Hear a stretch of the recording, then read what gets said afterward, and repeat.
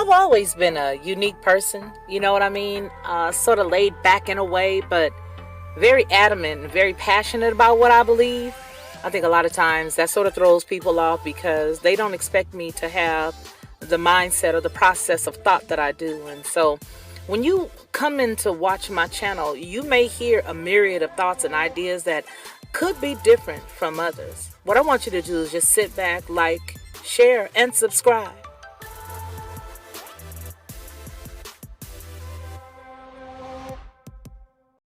To receive instant notification each time I upload, please hit the subscribe button and the bell notification.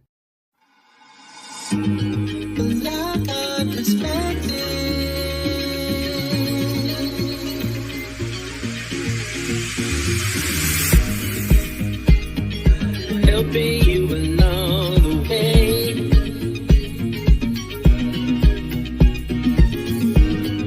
Helping you to make it through another day. Yeah. Everything you need to know that you never knew, that you need to know. Lockhart perspective.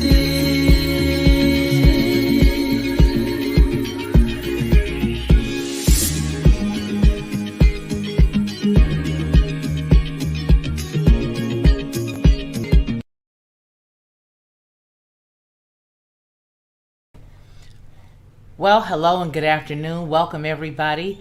It is Monday, the 20th of September. Wow. Not only has this day gone by fast, the week gone by fast, the year's gone by fast. Amazing, amazing.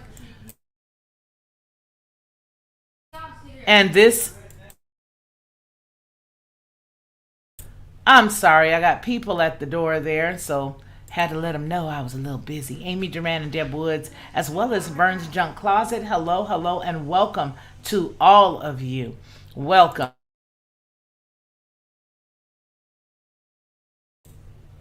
And I'm so glad to see all of y'all. A little bit of a distraction here, but nonetheless, today we want to know, what time is it? Come on, Read Unstoppable. How are you? And so we're looking today at 2 Corinthians 6.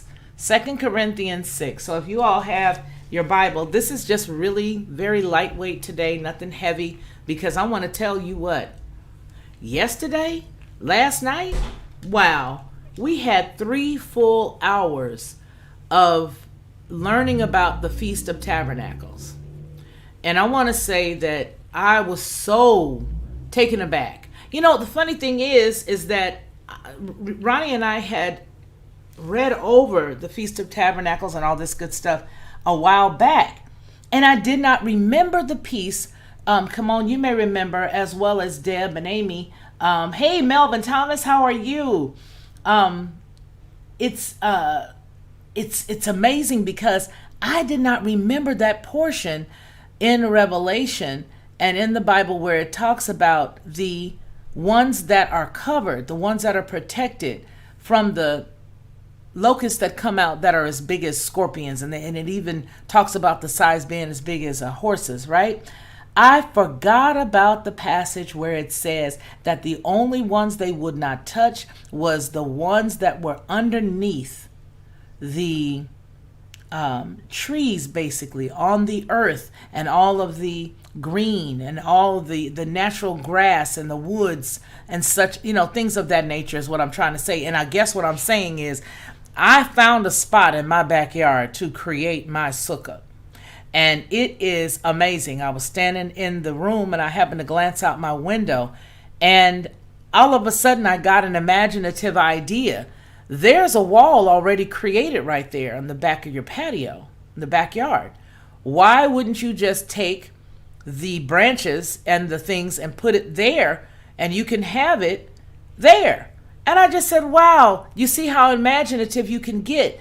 I was under the impression that it was okay to just do it any old kind of way, go and get yourself a tent using this and that, but I totally forgot just that fast where the passage describes what we're to use. And then in Revelation, when that pit is open and it tells you what's going on with the locusts that look like scorpions that are the size of horses or however it's fashioned. And I totally got it then. But then I looked outside because I thought to myself, what am I going to do? Am I going to go buy 2x4s and make myself a little building made of wood and put some, palm fronds on there? What am I going to do? Well, I looked out the window today, and there was the ram in the bush. Wow, how he provides for us, right? Especially when your desire is to do his will. Gee, that was awesome. So let's go ahead and take a quick roll call of everybody that's here. We have our co-laborer, Amy Duran. We have co-laborer, Deb Woods. Oh, hello. And we also have our sister, Jean, Vern's Junk Closet today. Hello. Melvin Thomas, it is later than it's ever been. You're absolutely right. Kimon Reed, Unstoppable. Hello, one of our co-laborers here as a member. Thank you so much for being here. Hey, there is Frank Nitty. What's going on with you? How are you? It's good to see you today, kind sir. And let's see, Amy, Deb Woods says, hello, my sister. How are you? I'm wonderful. And I want to thank you again for giving us that great testimony on our Friday night praise. That was great. Thank you. All right. Hoo-hoo. Hey, there's one of our super vibe, Rachel Van Ziel. Welcome. All right, you guys. So let's just get into this. I'm going to pull this mic a little closer because I've been trying to be conservative with the spacing. So there, I'm here. I'm close to you now. So let's just get right into our word. So 2 Corinthians 6 in the King James Version says, verse 6, chapter 6, verse 1. We then, as workers together with him, beseech you also that you receive not the grace of God in vain, or the grace of Yah in vain. For he saith, I have heard thee in a time accepted, and in the day of salvation I have succored thee. Behold, now is the accepted time. Behold, now is the day of salvation. So some would wonder, well, when is that? Because I know this was written so long ago. Well, when are we reading it? We're reading it right now. So now is now. There is no other way to look at it. Now is now. So how do we come into this knowledge of salvation? And where did we get the idea from outside of the word? Well, a lot of times we'll remember hearing people tell us that you got to get saved. But there was always this sort of vacantness. You knew that you needed to be saved from yourself. You knew you needed to be saved from the world. You knew you needed to be saved from sin, as we're all born into sin. So we're all sinners, right? And we're all saved by grace. We know that part, right? But what are we saved from? And what time is it right now today? And why is it important that we do this now? Over the past week, we've been going over a lot of different passages and scriptures dealing with the feasts. Well, tomorrow is the Sabbath, and tomorrow is also, we all talked about it yesterday, the Feast of Tabernacles is when it begins, is tomorrow. But why is it important right now? I think in light of some of the things that are going on around us, we can all see why it's important. But here, to coin a phrase that Melvin just said, it's later than we think. I don't think we really realize how late it is. I think we all have an impression of it. I think we can all say, I'm sorry, that's my coffee cup. I think we can all say that we feel like it's time. But I want to tell you right now, some of the information that I was reading this morning, wow. I don't do this type of stuff on this channel anymore, but I will tell you, I will show you what I'm talking about right now. As a matter of fact, I'm going to show you. Is the document up? I have a PDF up here somewhere. Is it here? Let me just tell you guys, I'm going to read a part of it, because this document was done in 2013, and it was from the Supreme Court. And they were having an argument between two companies that wanted to decide if each human gene was encoded with as deoxyribonucleic acid, DNA, which takes the shape of a double helix. Of course, we know that. But there's also something else that they were arguing about. And in that argument, they were arguing if one person created something that could mimic or could take the DNA and turn it into something else, would they be able to patent that? Well, the whole entire argument, I'm not going to show it, but I will tell you that I'm looking at it. I will tell you that they decided that, you know what? Yes, you can patent it because you've actually changed it and you've created something different. So it's a trans DNA. It's a transhuman. So it's not a person. So what does that mean for us right now today as we wonder and ponder the question, what time is it?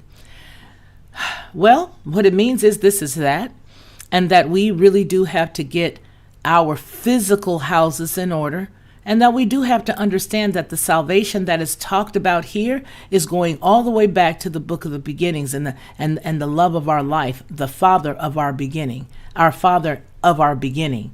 Okay? We need to get back to where He's telling us the things that we need to do. Now, He owns us. He sent Yahweh to die upon Golgotha's mountain. At Calvary, He died, rose again. We know the story. So we are bought with a price. This situation, according to the ruling that was done in 2013 with the Supreme Court, basically says that whoever has that owns the patent, and if that is injected in any host, then the host is now the patent owner. I mean, that's what it says.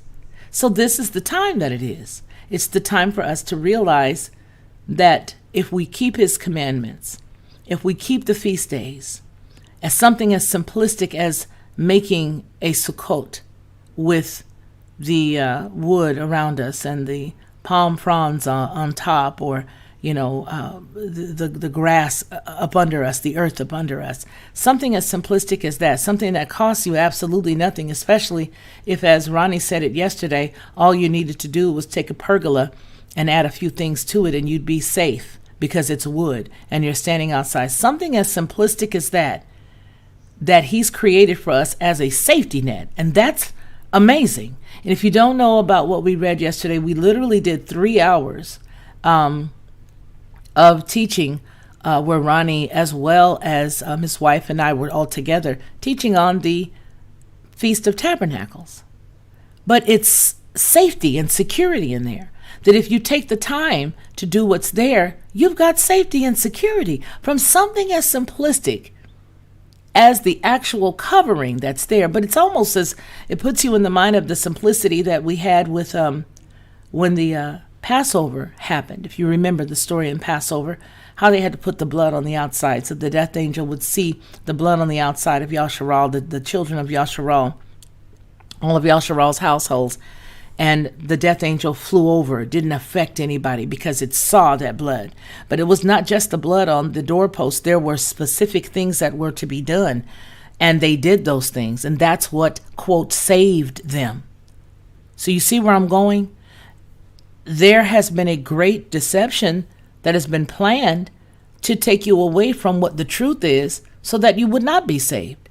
And the misnomer is that thousands upon thousands of us have always thought we were, but we never ever went back and looked at the original work, at the original thing that our Father told us to do.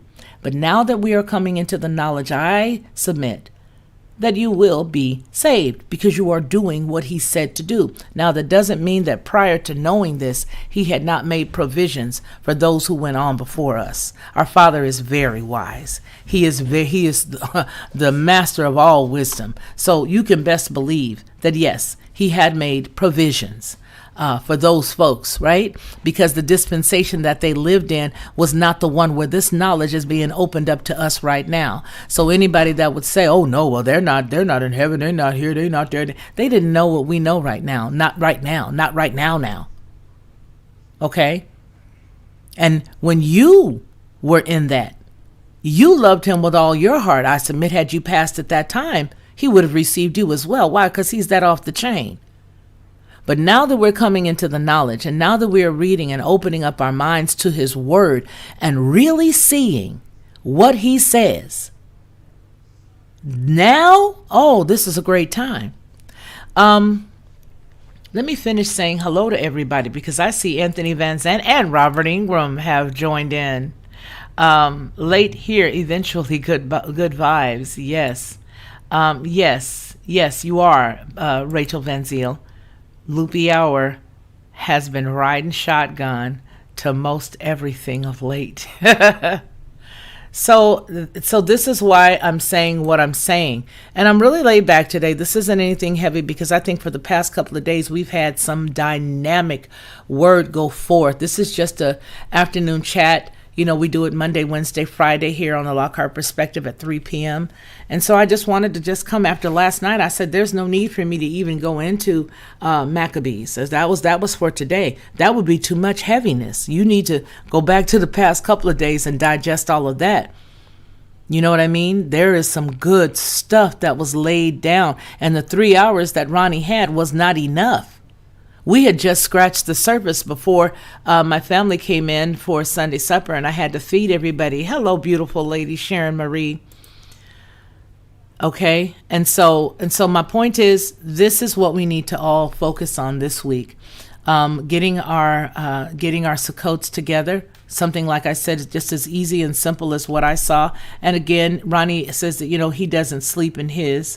But I'm going to do that. I'm going to do it. I'm going to do it because if you guys remember exactly what happened during Passover, we went out, my grandchildren and I, we put the meat on the grill, and we followed the instructions. We put the bitter herb there. We did all that, followed instructions, and then that night, a terrible storm came, one that I have not even heard as long as I've been living in Alabama, that hit our house. It hit our house, but it didn't hit our house. You heard the wind sweeping up against the home. You heard all that. And then the next morning when we got up to walk outside, the man's fence fell across the street from us, adjacent to my backyard, and his fence is still down. It literally pulled his fence out of the posts, out of the bottom where the concrete was poured to hold the wood. It's still down. My point is, the obedience is better than the sacrifice. The obedience is better than the sacrifice. So I was like, why can't we just use a tent? No, that's not what he said. And then Revelation explains why we don't use anything but what he says, because he's given explicit instruction. You better not touch nobody whose feet is here and who's got their head with, and I'm paraphrasing here, whose feet are over here and who's got the grass on them and they've got the natural wood, they've got the trees. No man that stands in this particular stance shall you touch. And so it is better for us to be obedient than it is to sacrifice and to burn. So we don't want to be counted with the chaff, right? We want to be counted with the barley, with the wheat. That's what we want to do. We want to be counted with the barley and with the wheat. And so I just wanted to just come on and read that scripture. Again, just something very lightly. Hey, Ronnie Man is here. Hey, I know what time it is. May I come on and share? Yes. Let me send you a link. Yes, you can. Let me get it for you now. Oh, okay. Jeremiah just brought me the phone. Jerry, I didn't even know you have my phone. Tell Uncle Ronnie. Sorry, Uncle Ronnie. Sorry, Uncle Ronnie. Yes, let me send it to you right now. Yeah, but and so it just goes without saying that that's the time that it is. It's the time for us to realize that getting back to the book, getting back to the commandments. Yes, the commandments, the same exact commandments. For those who would shudder in their boots thinking about the term commandments, the same exact commandments that were up inside of all of our schools at one time, that were inside of all of our courthouses at one time. Those commandments, the same ones that you have a semblance of law now. And I say semblance loosely. So it's those same commandments. Yeah, the commandments. Those are what we are to do, the law. Remember who the lawless one is. That's what time it is. The time it is to remember who is the lawless one. What is lawless? Just taking a little bit, touching on what we talked about over the past week or so. Again, nothing heavy, because the dining that we had yesterday was so fattening and so rich. Gee whiz. Soup Hen, hello, how are you? It's so good to see you, dear sister. Yes, there's nothing wrong with us keeping our Father's commandments. They're all wholesome things. They're all good things. And keeping the feast days will let you know exactly what time it is. Keeping all of the feast days lets you know exactly what time it is. And once you begin to keep the feast days, you will notice that your eyes are opening up. Your eyes begin to open up more and more, more and more. And you begin to see a lot more. And it is a precious thing to see. Again, the one thing is, if you would consider it this way,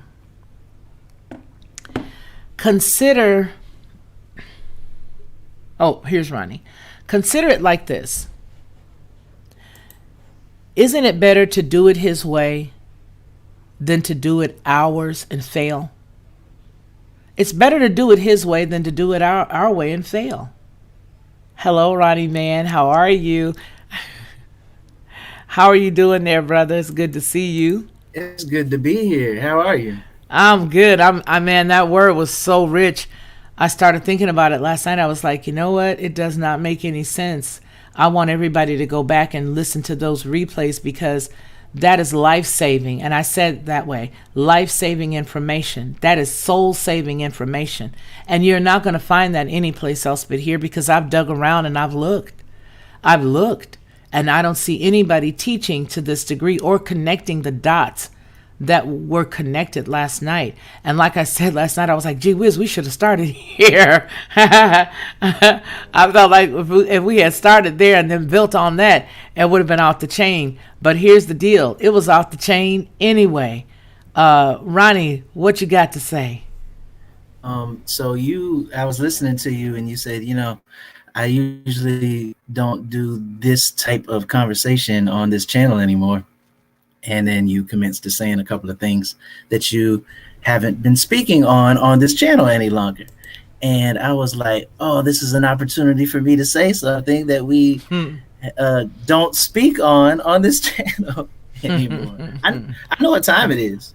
And the document that I have, I probably will read the entire document, so it will be sort of arduous at best. But in order to get it in context, I'm going to have to read it in the fullness, but a great portion of it. But this right here is so well. It's concerning to a point. It doesn't concern. I'm not scared, but after reading it, I said, gee whiz, so therein lies the rush. I understand it now. So no, I don't on this channel, but I will more than likely read it or break it down and read it and narrate it at Headlines with a Voice, or TLP Headlines with a Voice, or a variation of it on both channels. But I will say that it is highly concerning, because we are bought and paid for with a price, and the blood of Yahweh Shah is all of the redemptive work that he did there. He bought us out of bondage. And now what is going on, especially as of 2013, the date of this Supreme Court ruling, you're right back there if you're not aware. And even if you're not aware and this is done, you still succumb to what the ruling requires. And so without saying a lot of stuff and jeopardizing my channel, because that's not my goal. My goal is to walk in wisdom. But I will say that, yeah, it's time. It's time for us to really get our houses in order, and time for us to understand that today is the day of salvation. But what does that mean is the real truth. And I wish that I could go to the book of, oh boy, not the book of James. You go ahead. I'm going to pull up some stuff. Go ahead. Are you there, Running Man?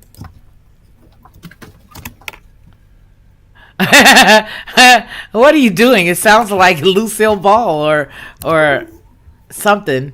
I don't know. But no, there's a passage that, let's see, it says, hello, Anthony Van Zant, God bless you, brother in Christ. That's so nice. Let's see. Come on. Are you back, Ronnie? one day, one more day to go before the Feast of Tabernacles. Exactly. And Anthony says, gratitude and faith's eyes to see. I'm thinking that we here are fortunate souls.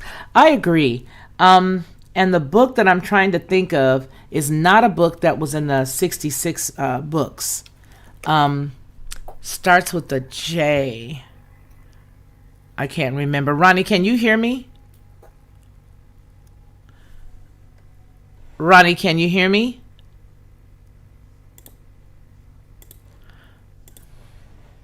Okay, he'll have to come back in. Anyway, there's a book, and I can't remember it, but it basically tells you about how where you are right now and what you're doing, what you're dealing with right now. It opens it right up, and it primarily says, for the people who can see this right now, this is for them, and this is the season for them to understand what time it is. If you can see this and you read the word and you get it, then he's saying basically you're the ones that saved. Because you see it, you read it, you understand what it's about, you're saved. And then you're doing it, right? You're also doing it. And so that's what I was trying to think. Jubilees. No, think of another one. There's another one, Deb. And you know what? Watch as soon as we find it, and it won't even be a J. Have you ever had that happen where you go and you try to find something and it's not even the letter you thought it was? Let me call Ronnie back and let him know that he was lost there. Hold on just a second and see if we can get him on the line. Hopefully we can get him back on here. Hey, no, we lost you, so I'm calling you now. We're here. But can you come back in? I don't know what happened. Well, I do know what happened. You know what time it is. So do us a favor and use that link and come back in. Okay, bye. All right, so he's going to come back in. I wish that I could remember it right now, but it's not Jubilees. It's another. Name some names of men that were scribes. Okay, let's do it. Everybody, all together now. Oh, Jasher, no. Mr. Jenkins. I was looking for somebody named Mr. Jenkins in the chat. No, it was not. You know, it wasn't Jasher. I know it wasn't Jubilees. And again, it may end up being that when I finally remember who it was, Esdras. Ronnie, second Esdras, do you remember the passage that there's a book, Jehoshaphat? Jehoshaphat was an off-the-chain cat. No, but Ronnie, do you remember there's another book. It's not one of the Canaanites, not one of the 66. And the man that wrote this passage, there's one phrase that he makes, and he says that primarily he's speaking in Yahushua, the writing of what Yahushua stated. Yah stated, whomever reads this and understands it and their eyes are open, to them they will be saved. Do you know what passage that is? It's not in the 66, right? No, it's not in the 66. It's just a man's name. Jeremiah, bring me my phone back. It's a man's name. Because that is in Revelation as well. But Okay. but if you go, do you have Second Esdras? I don't have it pulled up, but I can. Hold on, let me get that. Hey, so Second Esdras is really is an extension of Ezra, the book of Ezra. Correct. Go to like chapter 8 or something like that. Okay. So Esdras is Ezra, and we were speaking about Ezra yesterday when we were talking about the Feast of Tabernacles. When they came out of the Assyrian captivity, they went and did a mikra, spoke. Correct. And had a convocation, had a set apart convocation, and spoke the book of Moses, and saw that they were commanded to do certain feasts. And Ezra actually means help, and help is metaphorical for the helper. So Esdras is the Greek iteration of the Hebrew word Atzarah, and we get in the English as Ezra. Okay. But that's basically the set apart spirit. Okay, so we have Second Esdras, Esdras 8:8. Okay. Is that the one you wanted? 8:8. I don't know. I was just thinking somewhere around chapter 8, I would see something like Let's look at 1 and the start. Let's just get Second Esdras, period. Just the book itself.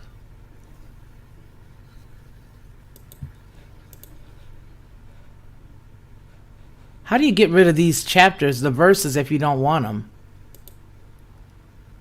where are you? I can't see you. Okay. It's not. Oh, there we go. Hallelujah. Can you see it now, brother?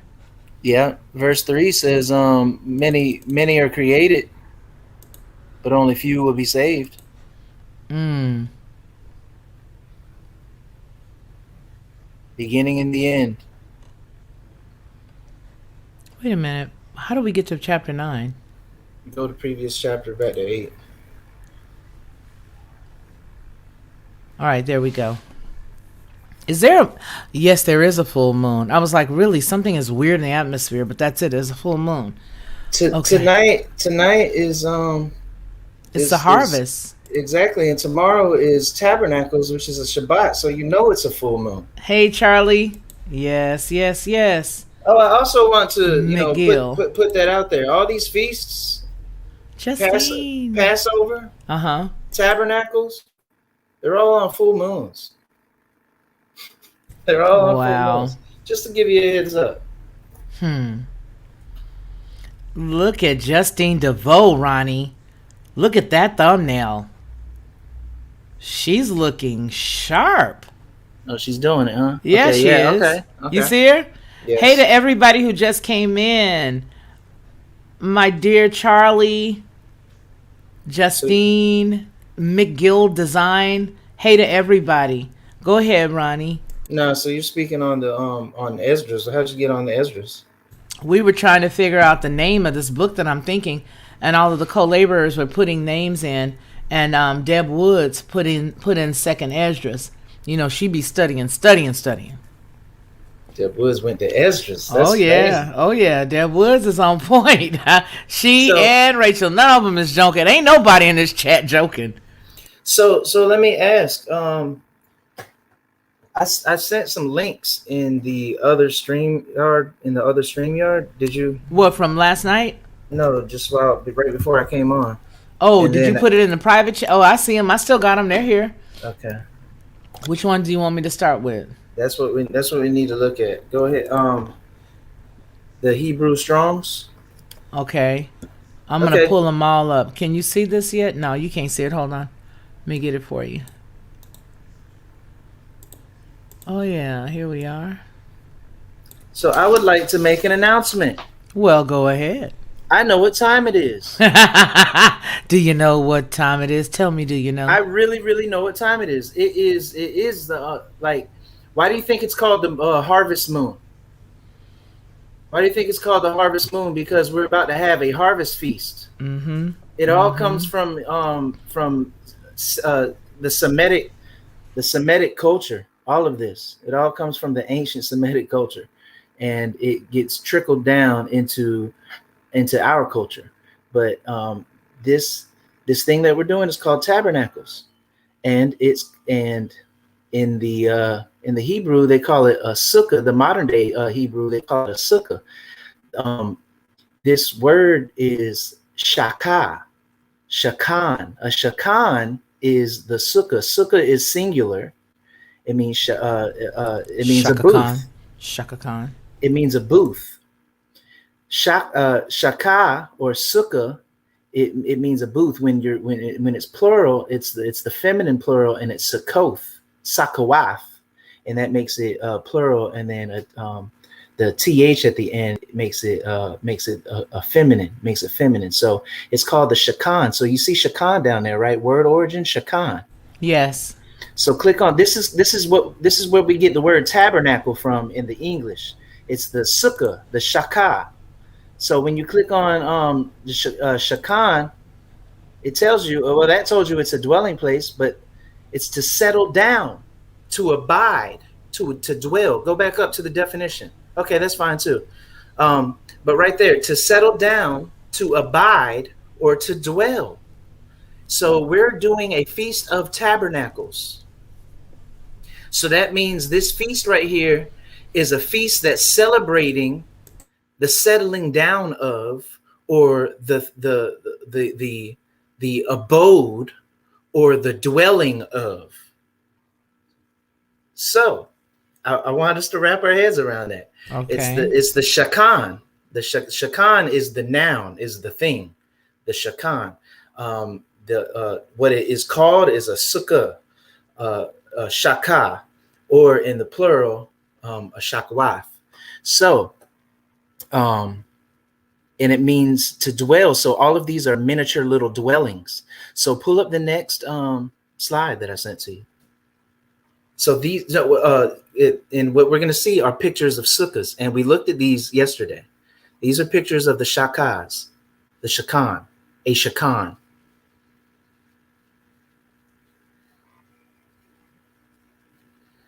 Can you hear me? Okay, yeah. I'm here. Remember okay. when I No. I just want to make sure because I'm having technical difficulties. Yes, I know. So the shakan, which is a sukkah, a shakah. We looked at these yesterday, but these, look at them. Just observe. Just look at the styling of them, what they look like. Just skim through slowly. Look at the stylizations of them. No, collectively. Go back collectively. Oh, okay. Go back collectively. Okay. And just skim through, look at all of these. Okay, so you see how they look.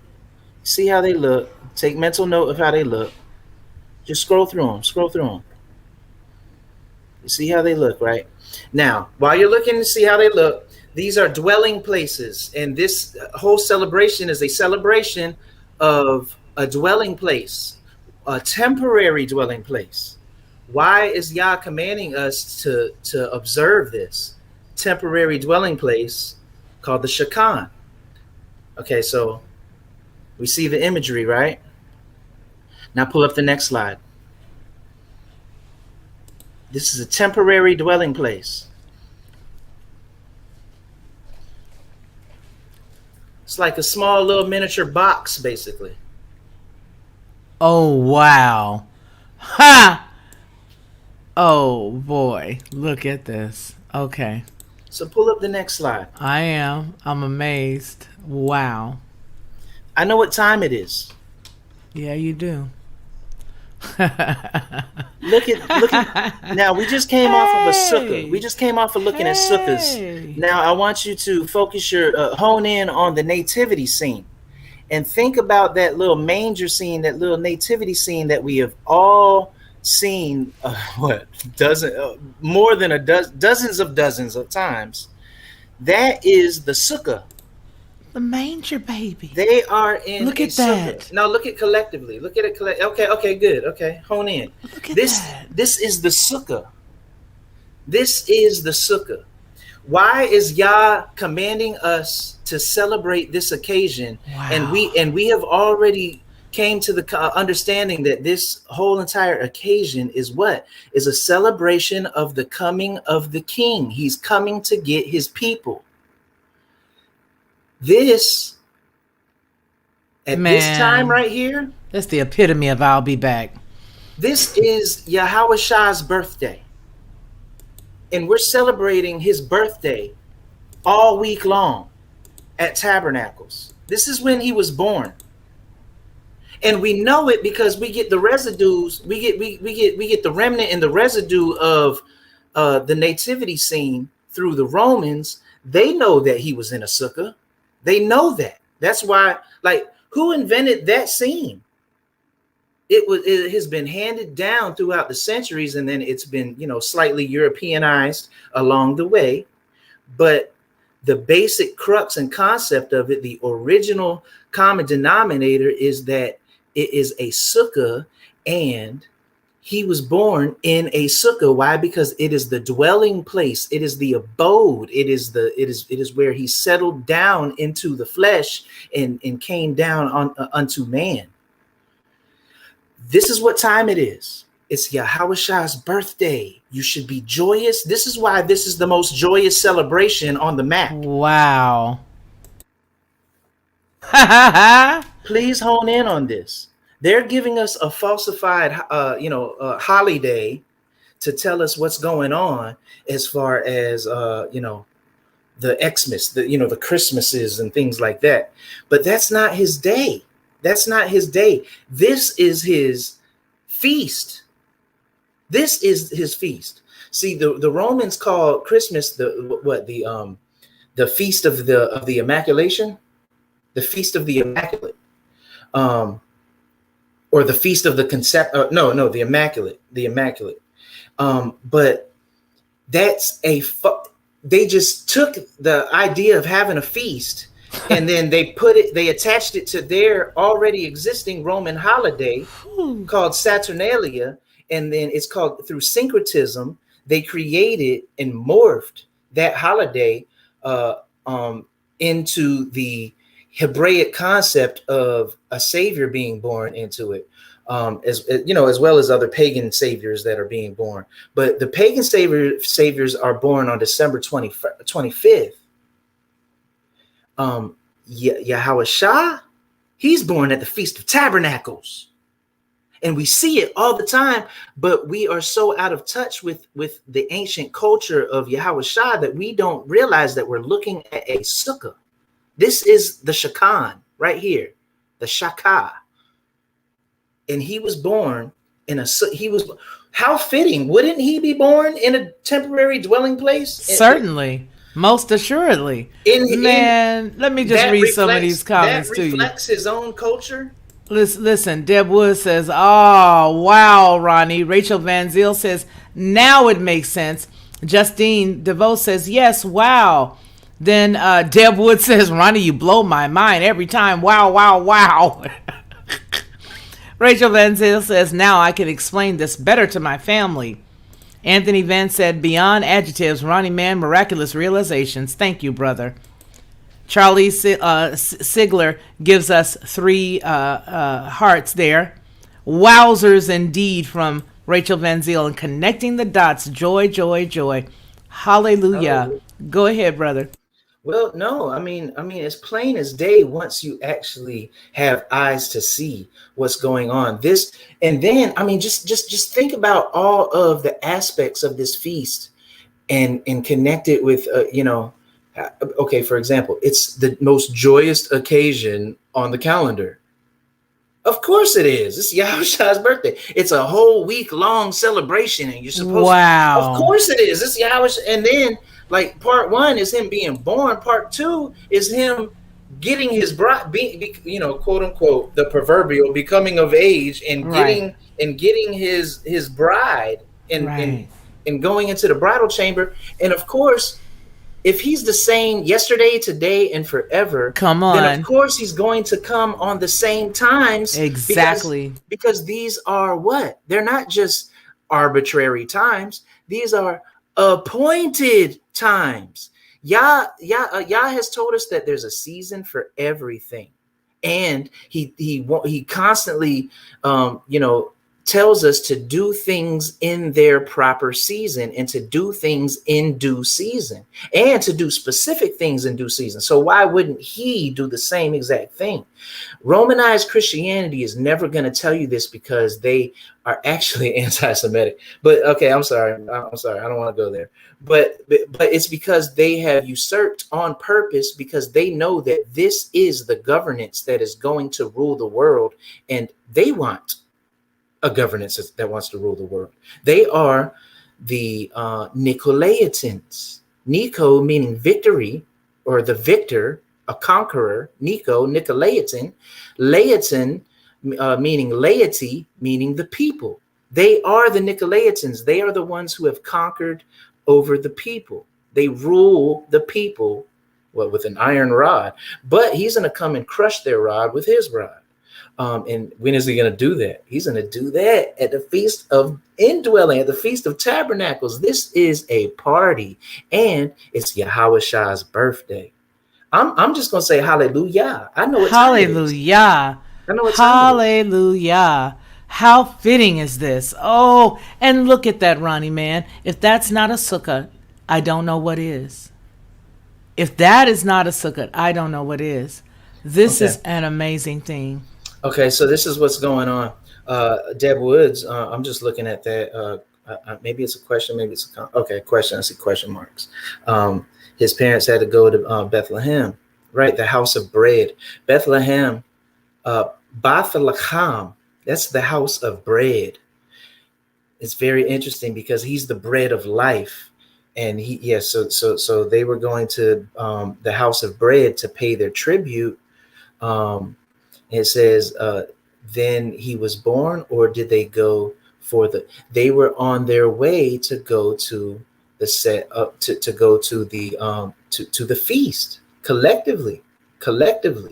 That's what they were doing, but they're not going to tell you that. So they're going to create this whole storyline about a census, but you cannot historically document that census that they're talking about. There was a census, but it doesn't add up. Like the time frame. If you do a historical analysis on this quote unquote census that they have told us was done, you won't find it in the annals of history. However, you know that every single law-abiding Hebrew is going to go celebrate and observe the feast in the set-apart land, in the land. And that's where they were on their way to. And because it was Sakowath, Feast of Tabernacles, of course they're going to be in a dwelling place in a sukkah, of course, because they're observers of the law. And then that's his mom and that's his mom and dad. And he's born into righteousness. So of course they observe the law. But yeah, man, I'm telling you, this is Yahweh Shai's B-Day.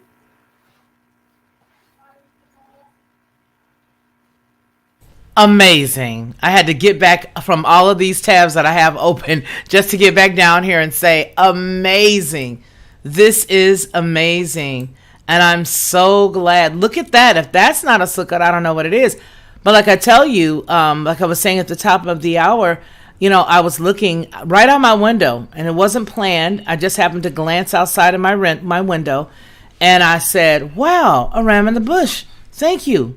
Because I'm looking at my backyard and I'm hearing an echo. Let me do something. Let me pull back here. Okay, I'm looking at my backyard. You have on headphones, Ronnie, man? Yes, ma'am. I'm looking at the backyard and there's the corner of the wooden backyard, of the wooden gate, the fence. And I'm like, well, gee whiz. All I've got to do is go to the other side, put up some stuff. I can go to the store. I can get a couple of those long stakes, stick those there, and then I can get, all the stuff that I need, put it on the top. Hey, we can hang out there tomorrow. We can hang out there the next day. We can keep on hanging out there. And I was like, this is so awesome that the Father would literally show me without me even looking. Because I said, show me how to do this. I asked him that, show me how to do it. I want to be right. I want to do it your way. Show me how to do it. I happened to look out the window and there it was. If that's not a ram in the bush, I don't know what is. Let's see. Anthony Van Zandt says, you Fifi, you bridging people and bridging the word, and Ronnie, man, it feels like we have a very unique, faithful view. Gratitude, and I'll never make fun of the word sucker. Again, and Sister Rachel, I know. Keep sharpening them. Keep sharpening the pencils. Boy, y'all got that joke down to a science now. Give me a moment, please. Yes, okay. So it says, it looks like Antiochus and Epiphanes. Now, you guys, I'm not that great with the words. Probably burned all the texts. Yes. Now, I will tell you that a lot of the texts were burned, but not before they were recorded, if that makes sense. So they took it, recorded, added who they needed to be added, and then they were burned after they were done with them.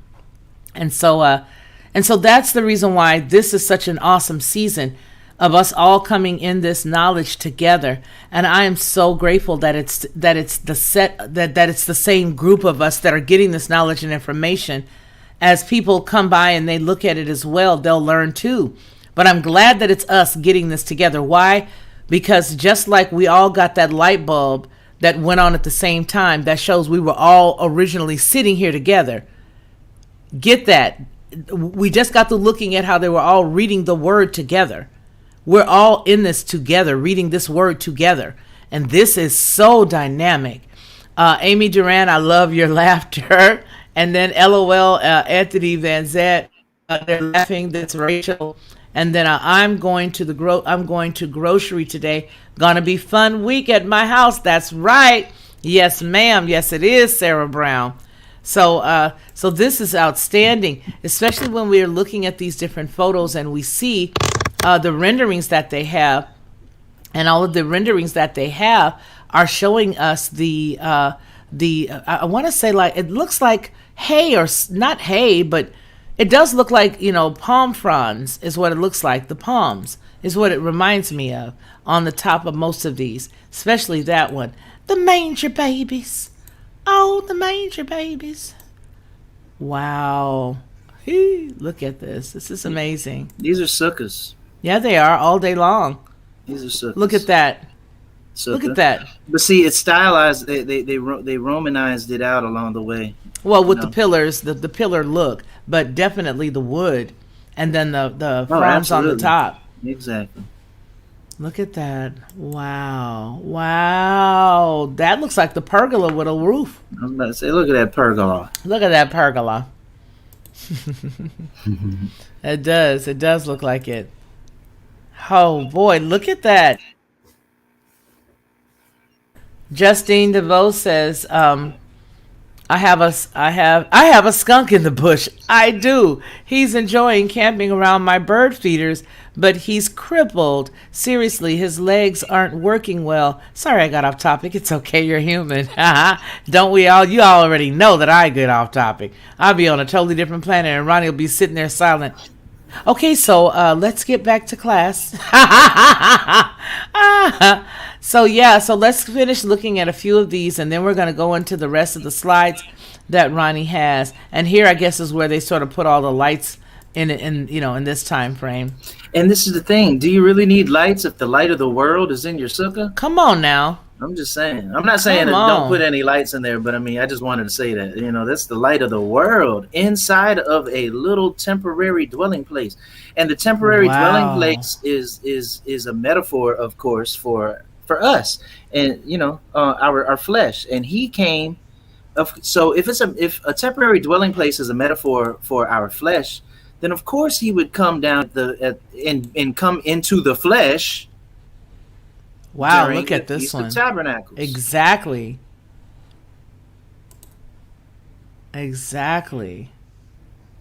This is amazing. Yeah, so we know what time it is. And so who is he? He's the King of Peace, right? He's the Prince of Peace. He's the Prince of Peace. He is the King of Kings, Master of Masters. So now we know what time it is. This is what I want to say. We're not the only ones who know what time it is. And this is what I also want to say. The other people that know what time it is do not want you to know what time it is. So click on the next. So today is what? In the Gregorian, it is September 20th, right? That's right. Okay, so today Gregory tells us that it is September 20th. Yes. Okay, who is a Roman Pope, by the way. Yes. So it's obvious that we're still in Rome. Yes.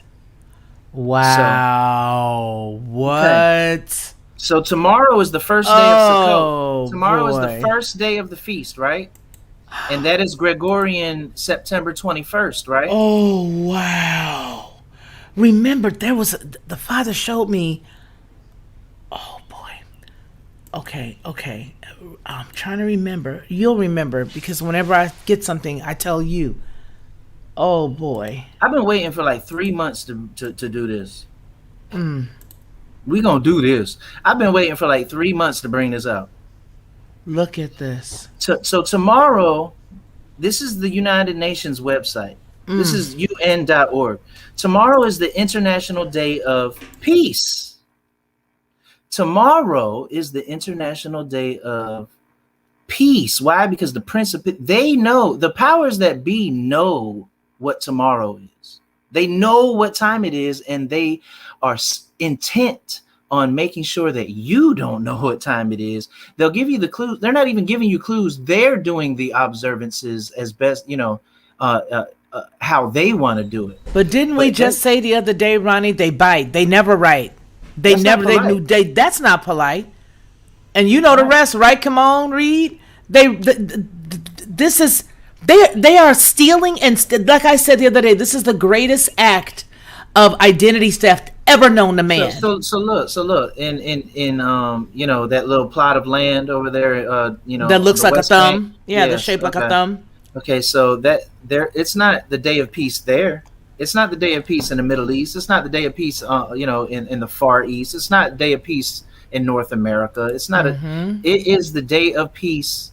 It is the International Day of Peace. The whole entire world is having a day of peace tomorrow, and tomorrow is the first day of the Feast of Tabernacles. They know. Wow. I mean, I've said this already, but I just want to really impress. They know. And they know the truth. So this is what's going on. We have to be mad. Remember, we looked at the scripture and it said, "Be angry and sin not." Mm-hmm. Like we need to get so mad that they because really there's so many things going on with them duping us. It's like they're like nanny boo boo.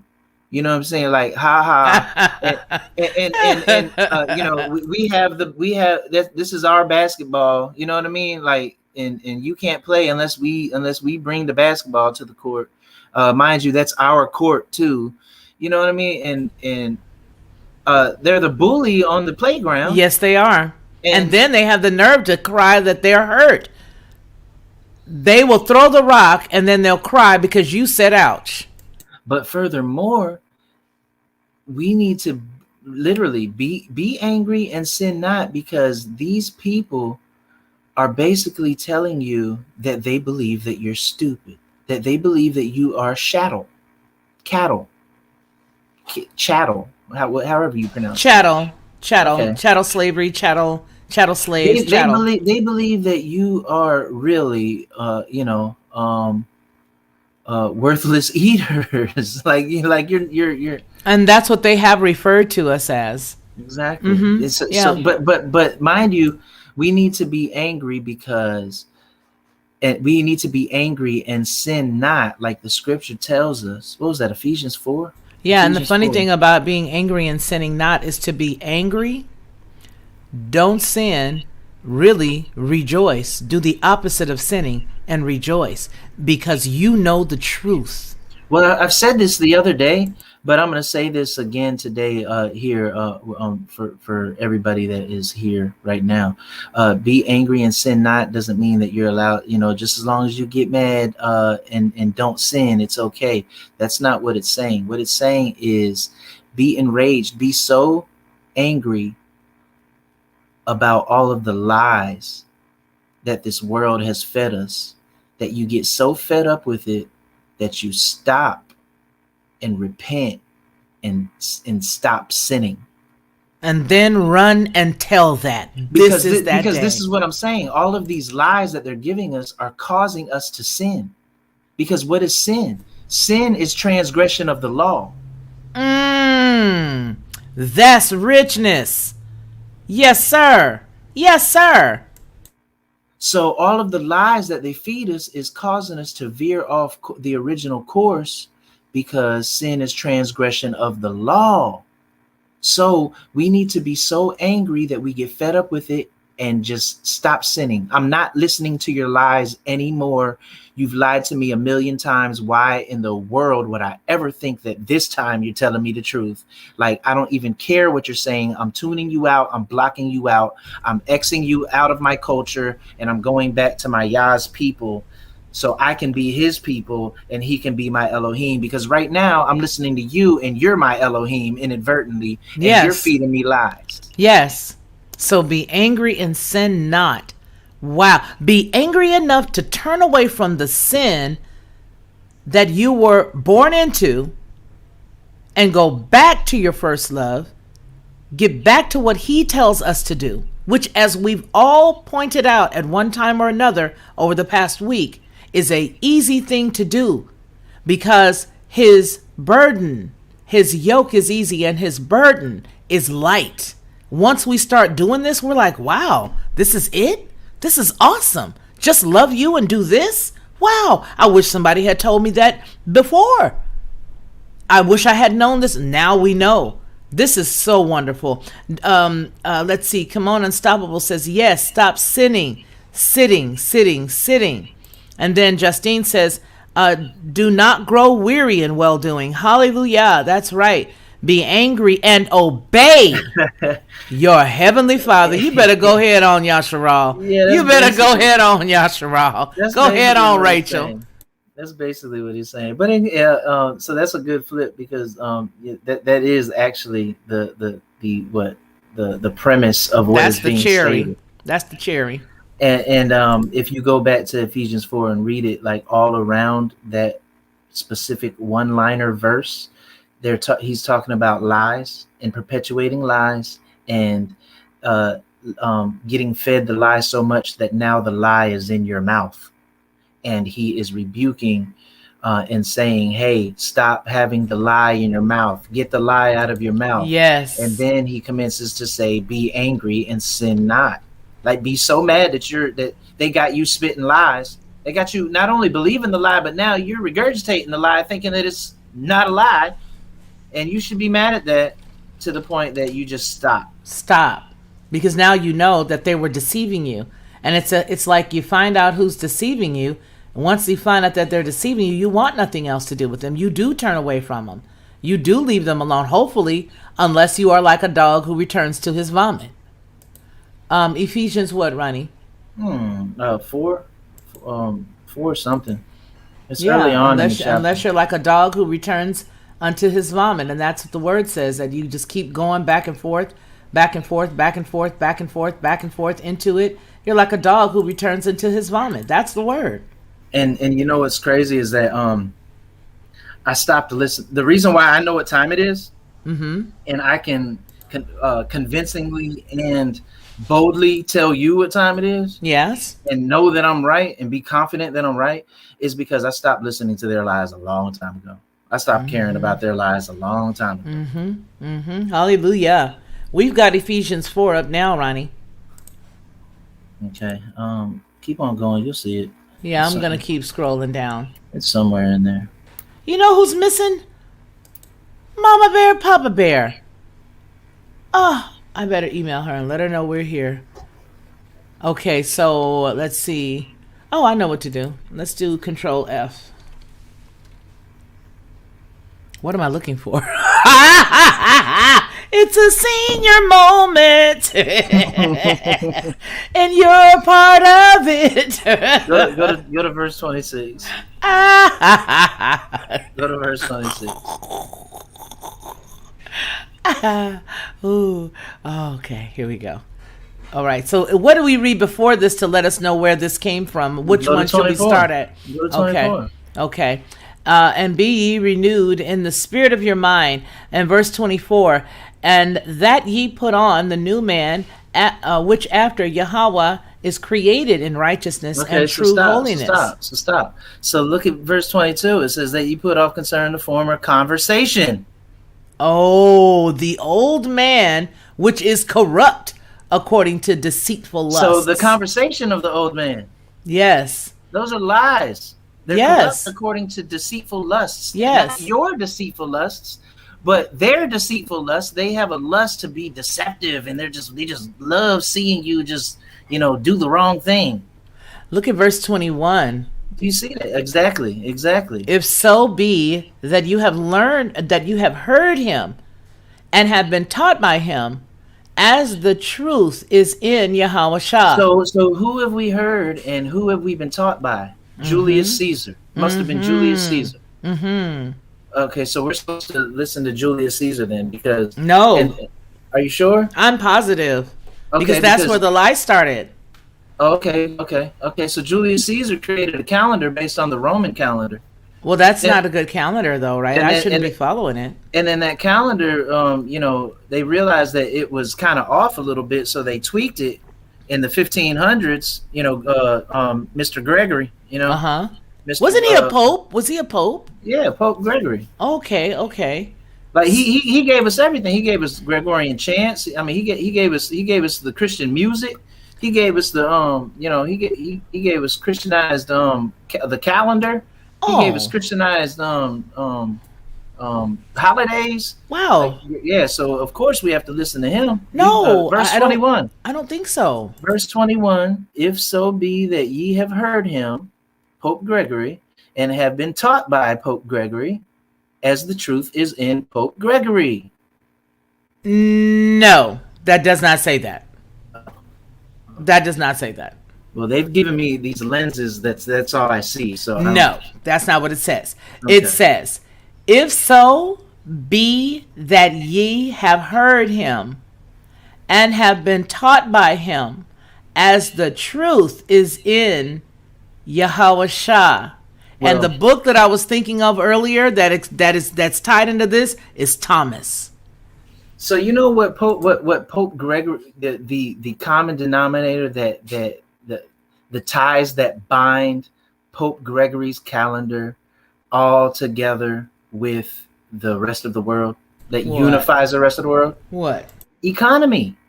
Economics. Everybody uses the Gregorian calendar for civil purposes, for economic fiscal purposes, yeah for fiscal exactly. This is the fiscal calendar. So it's all it's propped up for the economy's sake, and that is the thing, that's the ties that bind. So what's interesting is that the international world observes the Gregorian calendar for banking holidays, but they know that they should make tomorrow the International Day of Peace. Somebody know more than they're letting on to. Sarah Brown says he gave the Gregorian chants so we could sing the lie. They're slick. And you know what, Sarah Brown? You know the passage that tells us, I believe it's Proverbs or Psalms, it's Psalms, for us to sing praises and heavenly songs. Sing these things to our Father, our Elohim. See? Arya. So, very good eye. So it says that we need to put off the former conversation. We will, Deb Woods. Yes, put the old conversation away. And so that's all the old man. Okay, yeah, definitely the old man, exactly.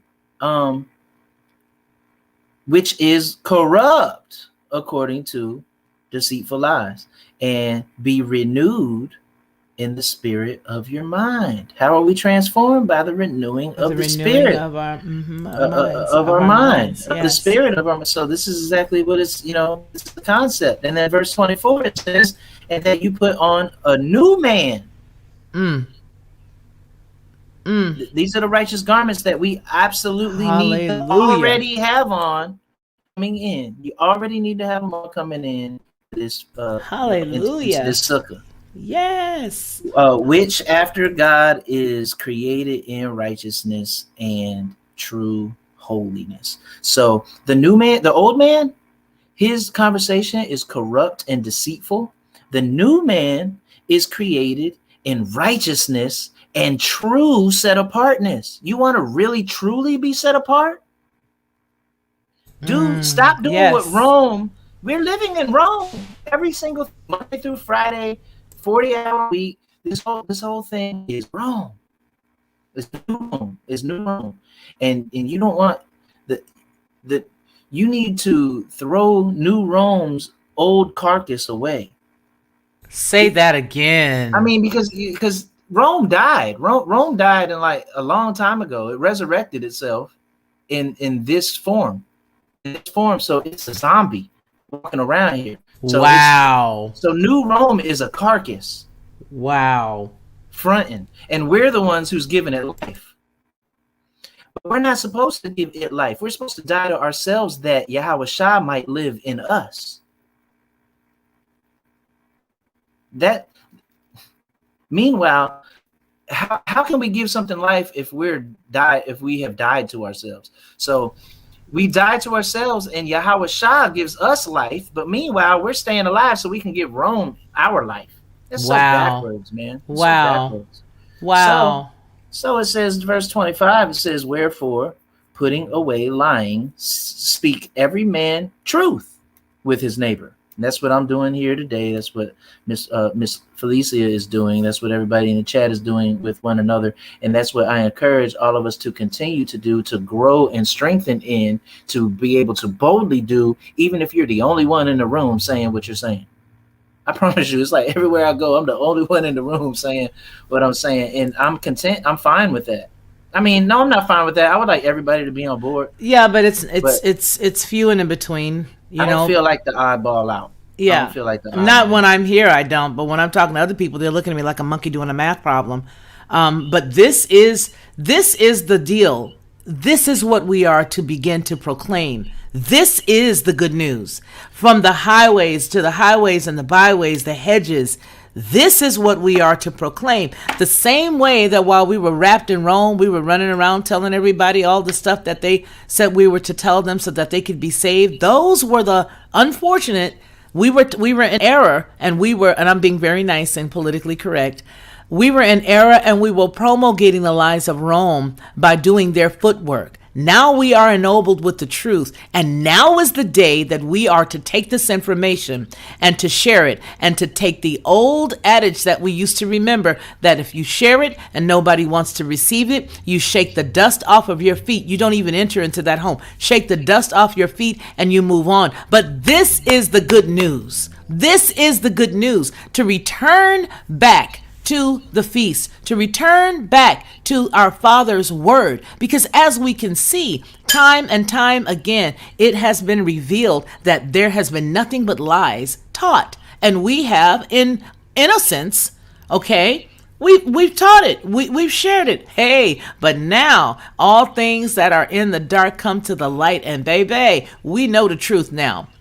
And now that we know the truth, this is what should be on our lips. It doesn't matter. Now is the day of salvation. So it doesn't matter what's going on outside there. Now is the time for us to spread the truth even faster. Why? Because we know what time it is. And we see the time is approaching, that we know he's returning. We need to encourage one another. We need to intercede for Deb. We need to intercede for everybody who asked for intercession last night, as I'm sure most of you did. I did as well before going to bed. We need to intercede for each other. We need to lift each other up even more as we see the day approaching that Yahweh Shah will return. Now, this is what we run and tell. We run and tell that. That's what we go tell. Go ahead. Verse 25, it says, put away the lying. Yes. Speak every man truth to his neighbor. And we are each other's neighbors. That's us. We are each other's neighbors. So, put away the lying and let's speak truth one to another. Let's sharpen each other so where we can, get out here and be able to speak truth boldly.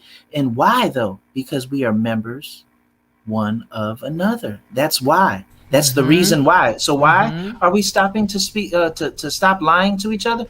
It's because we're members of each other. That's so right. Listen, if you're lying to your neighbor, you're lying to yourself. That's right. That's right. We need to run, you guys. Put this on our feet. So put this and run. The old man has us lying to ourselves. Be angry about it and stop sinning.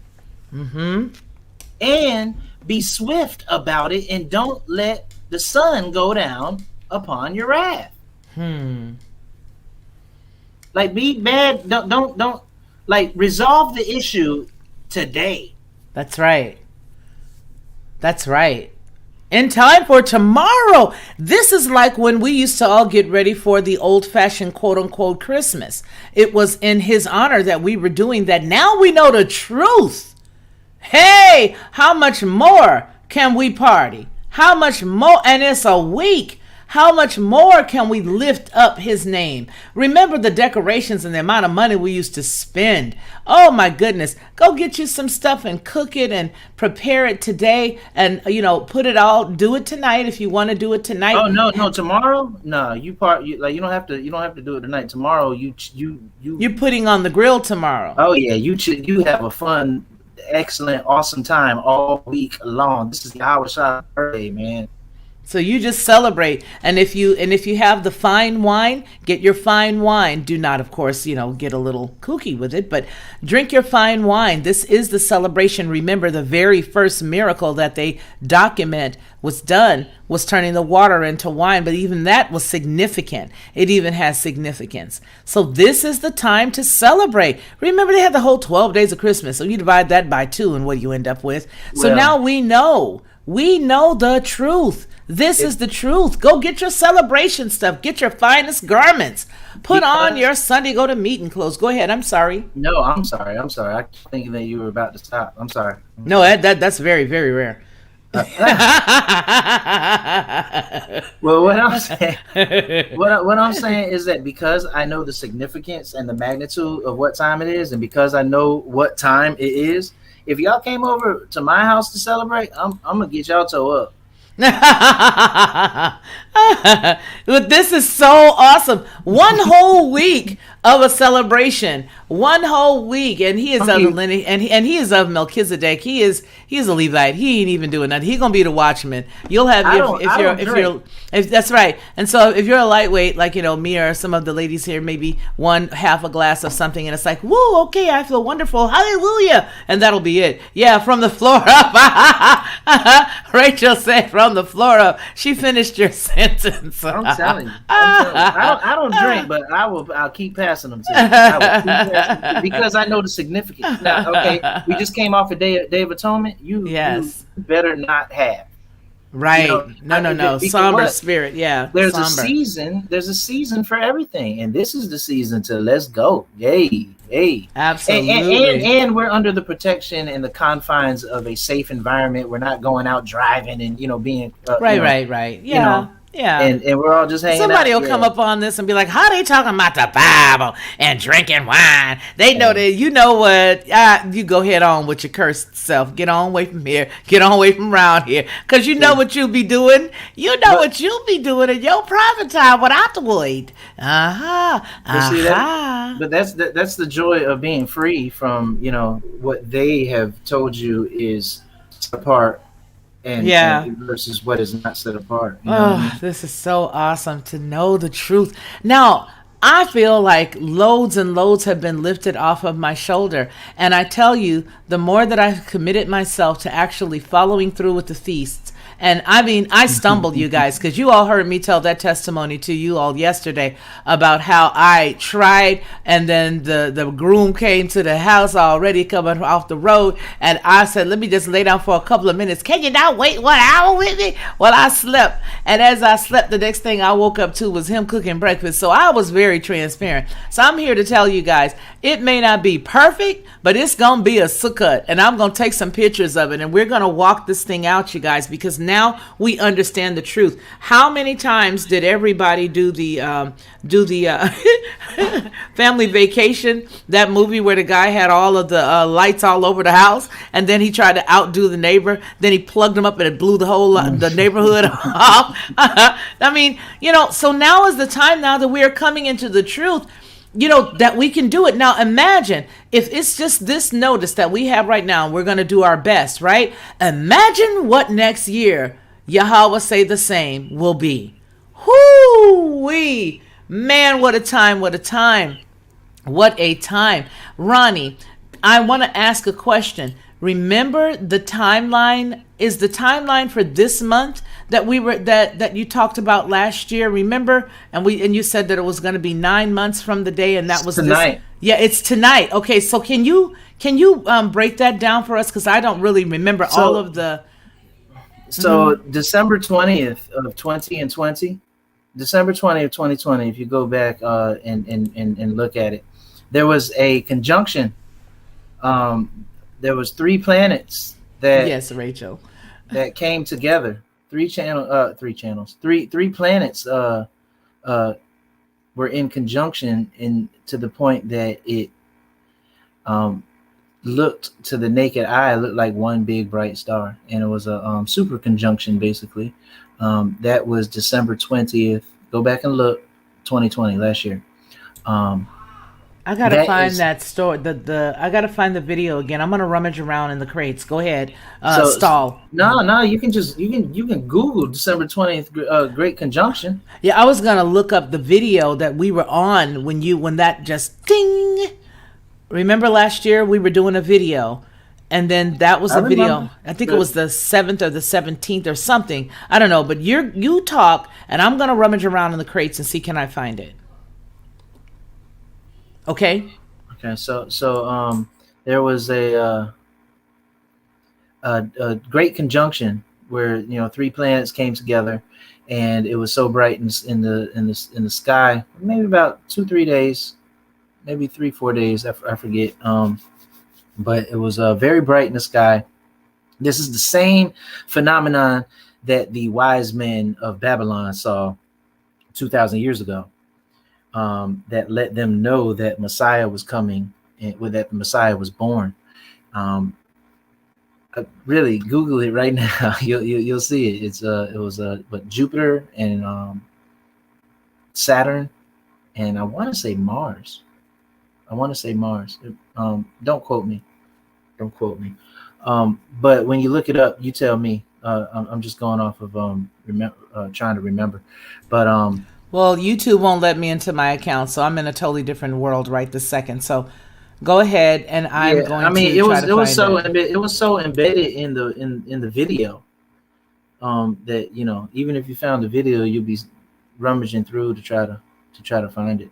But nonetheless, this phenomenon right here let the wise men of Babylon know that Messiah was on his way, was here, and then they commenced to go looking for him. So what's fascinating about that whole concept is we are in Babylon. This is mystery Babylon. So we are supposed to be the wise men of Babylon, and we are supposed to be the watchers on the wall. And when it says watchers on the wall, what are you looking for? You're looking for two things. You're looking for the enemy, and you're looking for the signs in the sky. It's two things that you're always looking for being a watchman on the wall. You're looking for the signs of the time in the sky. And people say, okay, what's the signs of the time? But that's just the calendar. That's the colloquialism of the day to let you know the time. That's the calendar. The calendar is the great, celestial objects in the sky. But they saw this conjunction, and they were wise enough to know that Mashiach was here. So what's crazy is that happened last December 20th, 2020. That just happened. And I'm like, oh my goodness. So I know that Yahweh Shai is born on Tabernacles, right? December 20th. Today is September 20th. Do the math. That is 9 months to the date. It's 9 months to the date. How long does it take, for a baby to grow? I'll take 9 months for 1,000, Alex. So Full tomorrow, gestation. so Full tomorrow, gestation. tomorrow is going to be the 10th month. December, January, February, March, April, May, June, July, August, September. That's 9 months right here today. So September 21st will be the first day of the 10th month. That means it is a full 9 months.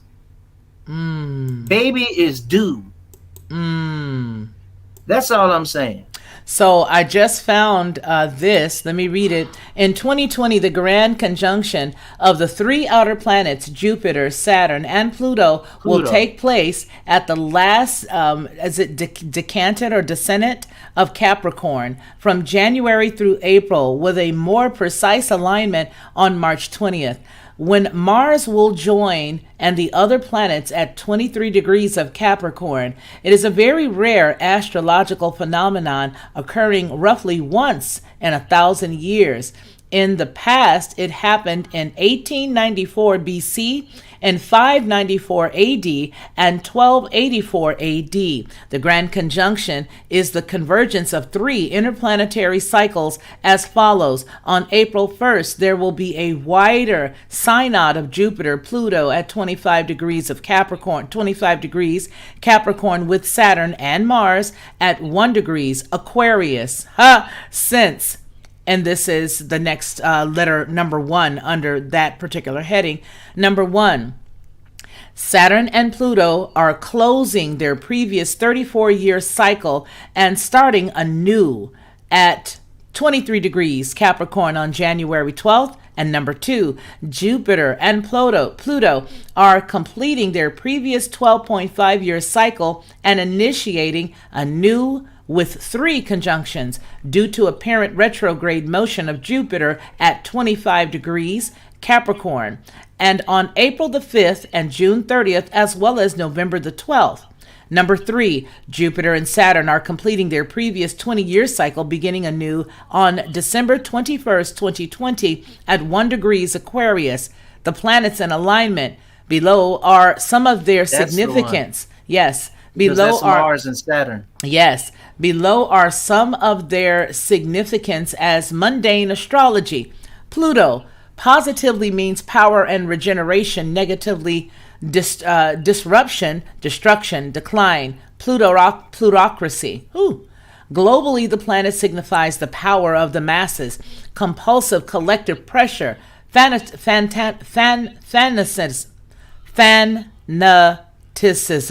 There you go. Obsession, disintegration. Fanaticism, obsession, disintegration, transformation. The placement of Pluto can show where there is a capacity for reorganization. It rules propaganda, psychological warfare, conspiracy, secret societies. It rules propaganda, psychological warfare, conspiracy. Propaganda, psychological warfare. Warfare. Yes, conspiracy, secret societies, monopolies, conglomerates, nuclear power, sophisticated views of medicine and technology, ecology, and alternate energy sources are also denoted by Pluto. Saturn, authority, state-run bases, authority, state-run businesses, law enforcement agencies, monopolies, heavy industries, and conglomerates. Farmers produce produce from the land, real estate, and buildings. It shows tendencies of the nation to be regimented or standardized. Regimented or standardized, and a tendency for stagnation of social structures or the oppressive nature of the ruling body. Depressions, poverty, emergencies, calamities, nationalization, heavy taxes, and national wastage, death of prominent leaders, laws of constraining purpose and concerning employment. Again, the next one says Jupiter, religion, priests, and anything connected with the church, law, courts, and justice, imperialistic attitudes and feelings of superiority, and the capitalistic force in financial and trade relations, national finances, capitalism, inflation, treasury, banks, and other financial institutions, all ruling bodies that ratify treaties, how diplomatic and trade relations are developed. Jupiter afflicted can bring religious suppression, international crisis, border disputes, import or export problems, while Mars denotes agitation, aggression, or aggressiveness. It rules the military, the police, the industrial labor force, heavy manufacturing, arms. It rules the what?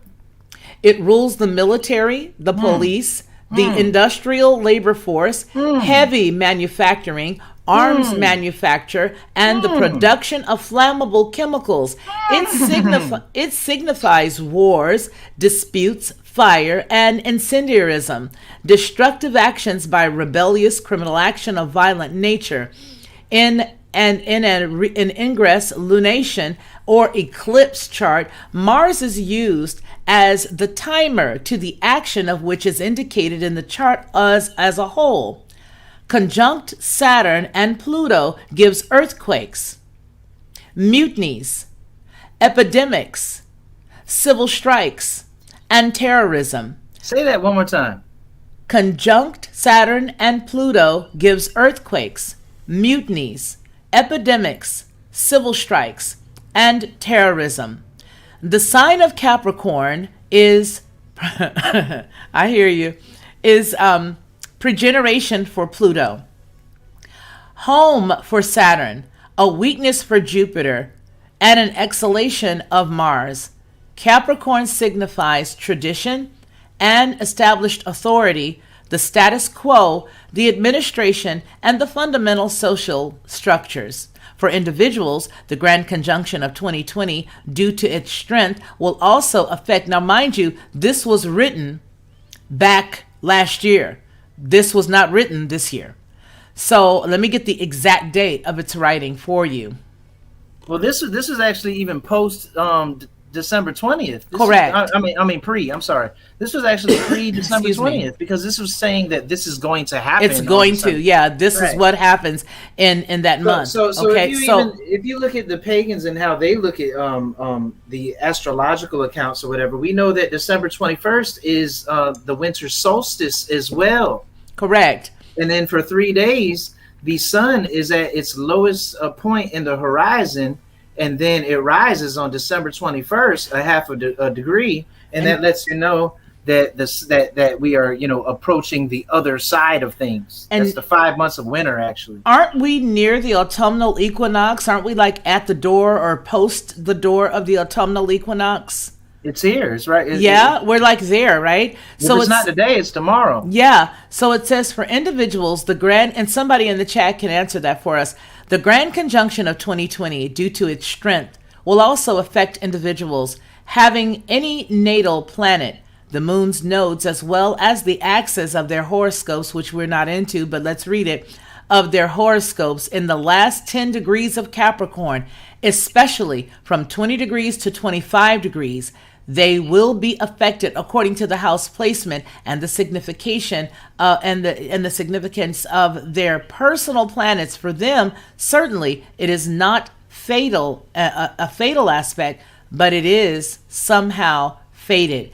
In mundane astrology, it says collective entities are not only nations and states, but also organizations, institutions, big enterprise, etc., insofar as they present a specific time point of creation. Specifically for nations, the notion of birth is misleading. The application of a biological metaphor to political processes gave rise to the idea that nations are born and hence must have one chart, an assumption which has bedeviled the argument over which the correct chart for a nation. What we have instead are horoscopes for significant political moments.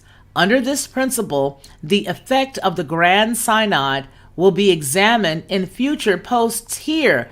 For the time being, it is worth noting that due to the participation of Mars a few weeks before and after the alignment, there is a high risk of extreme weather conditions, natural disasters, and environmental incidents. The epilogue, the grand planetary conjunction in 2020, will incite many prophecies of the doomsday kind. Yet, for the most part, its effects will unfold gradually in the future.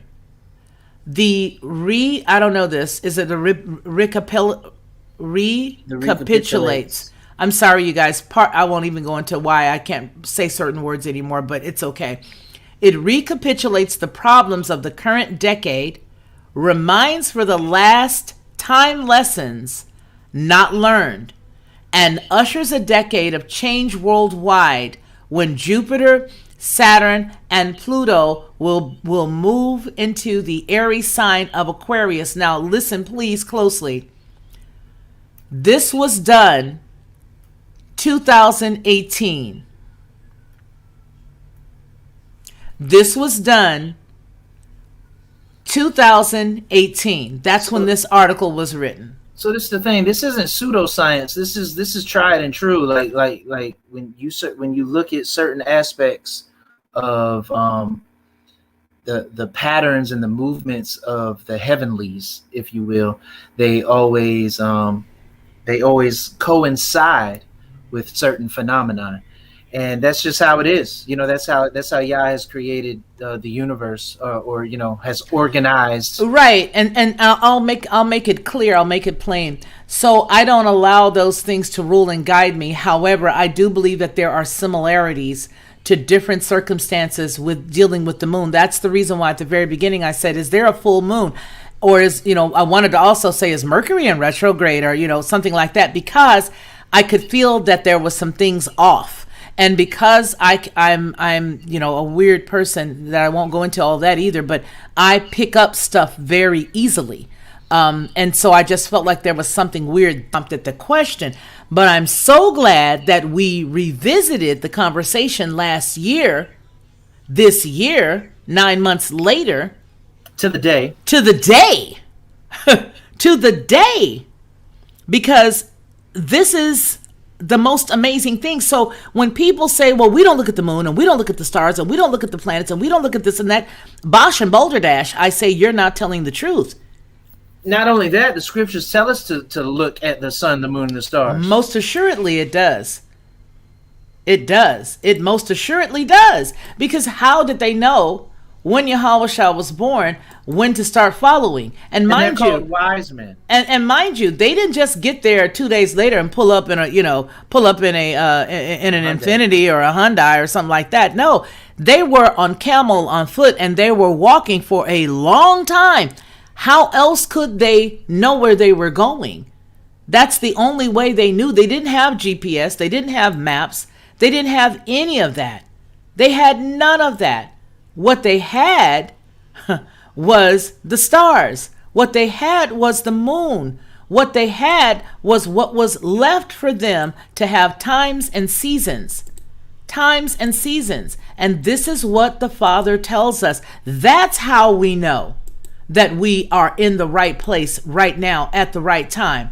Because the Word tells us exactly how to dictate when the Sabbath is. Now, you'll find a lot of people that want to argue about the Sabbath. Some people just throw away the feast days. I'm not going to talk about that right now. I'm going to isolate the Sabbath specifically.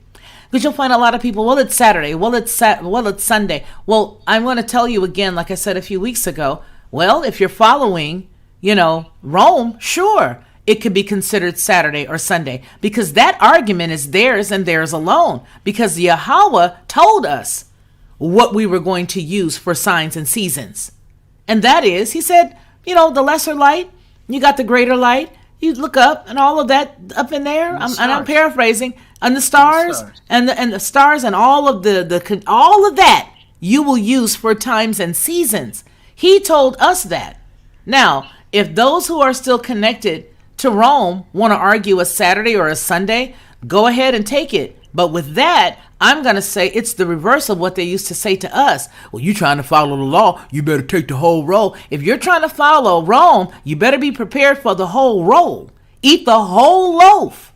Yeah. Whether you do it or not, they're going to have a way to shove it down your throat. Either way it goes.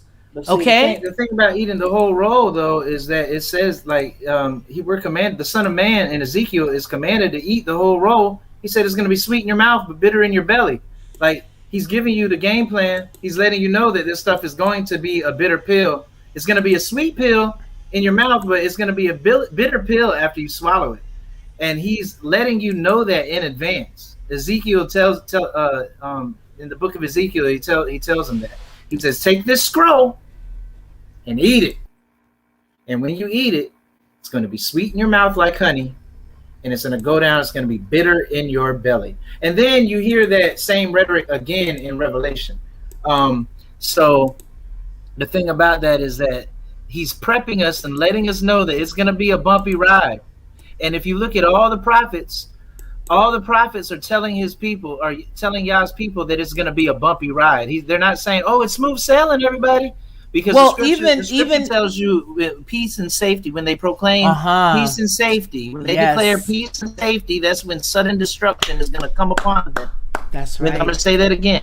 When they declare peace and safety, then that's when total destruction is going to come upon them. Mind you, the UN.org has stated that tomorrow is International Day of Peace. What? And tomorrow is what? And tomorrow is the Feast of Tabernacles. Yes. And it's going to be the 9 days. It's going to be the 9 months to the, you know what I mean? To the day.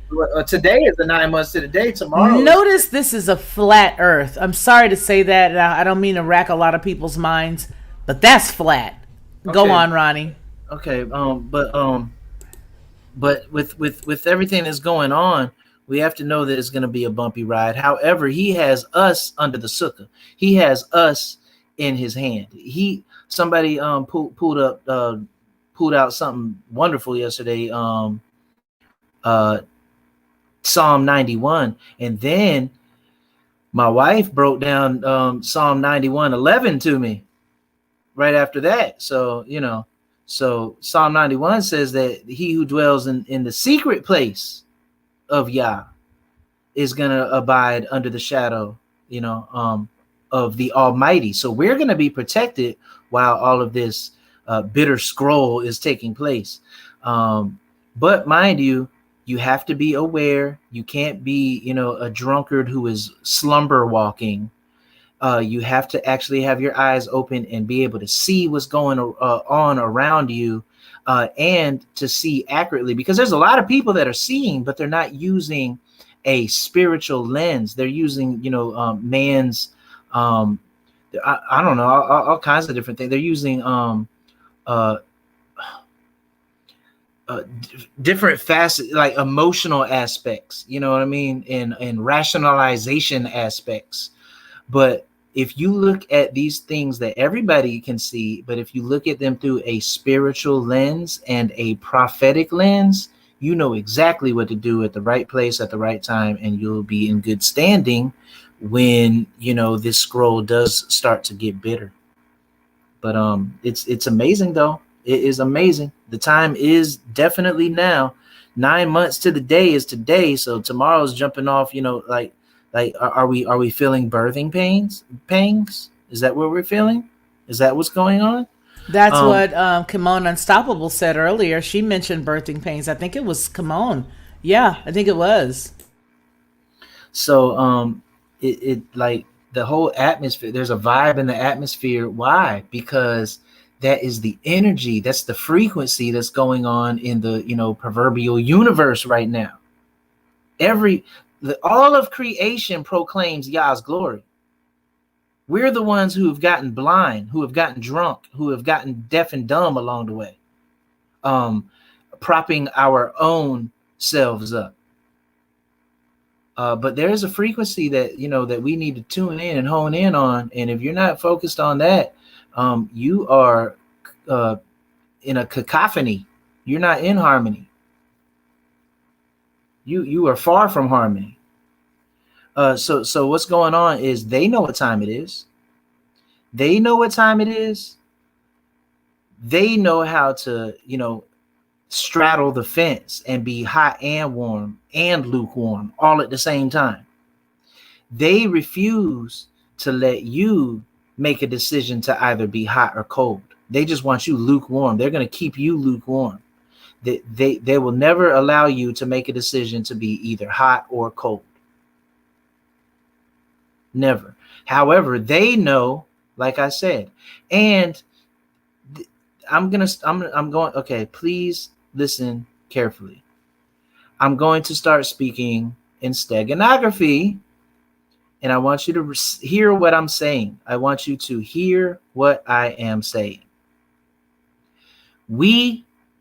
I'm sure that everybody in this chat right now has some type of level of a conspiratorial mindset.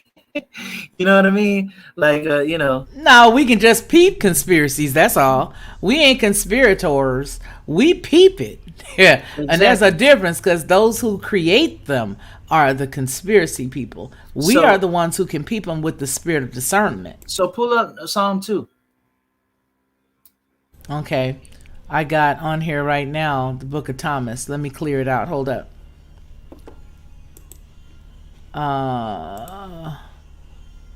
Where did my screen go?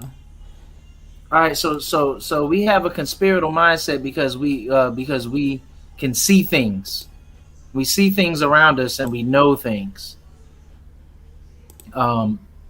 Because we have eyes to see. Now what you need to do is relate it to scripture. And when you relate it to scripture, you'll definitely see directly through the veil and directly through the lie. And like I said, you'll know how to be able to maneuver. So are we at Psalm 2? Hold on, I gotta pull it back over there to you guys. I am here. Where's my duck? Hold on. I gotta get rid of some of these tabs. We had a load of them open.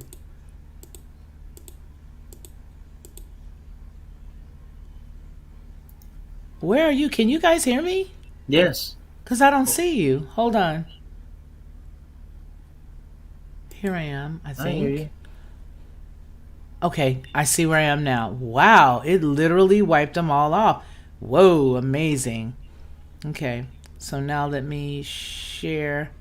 Oh, you guys see Tom's now. Whoa, this is weird. I don't know how to get back over there. Hold on.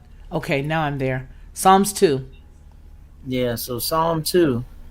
You're in the book of Thomas. Okay, so Oh, Psalm, no. okay. No, that's You right guys there. can see No. Thomas? No, I see it. I see Psalm now. Okay, Psalm 2, and just read. It says, why do the heathens rage and the people imagine a vain thing? What's this? Pull up the NIV, Okay.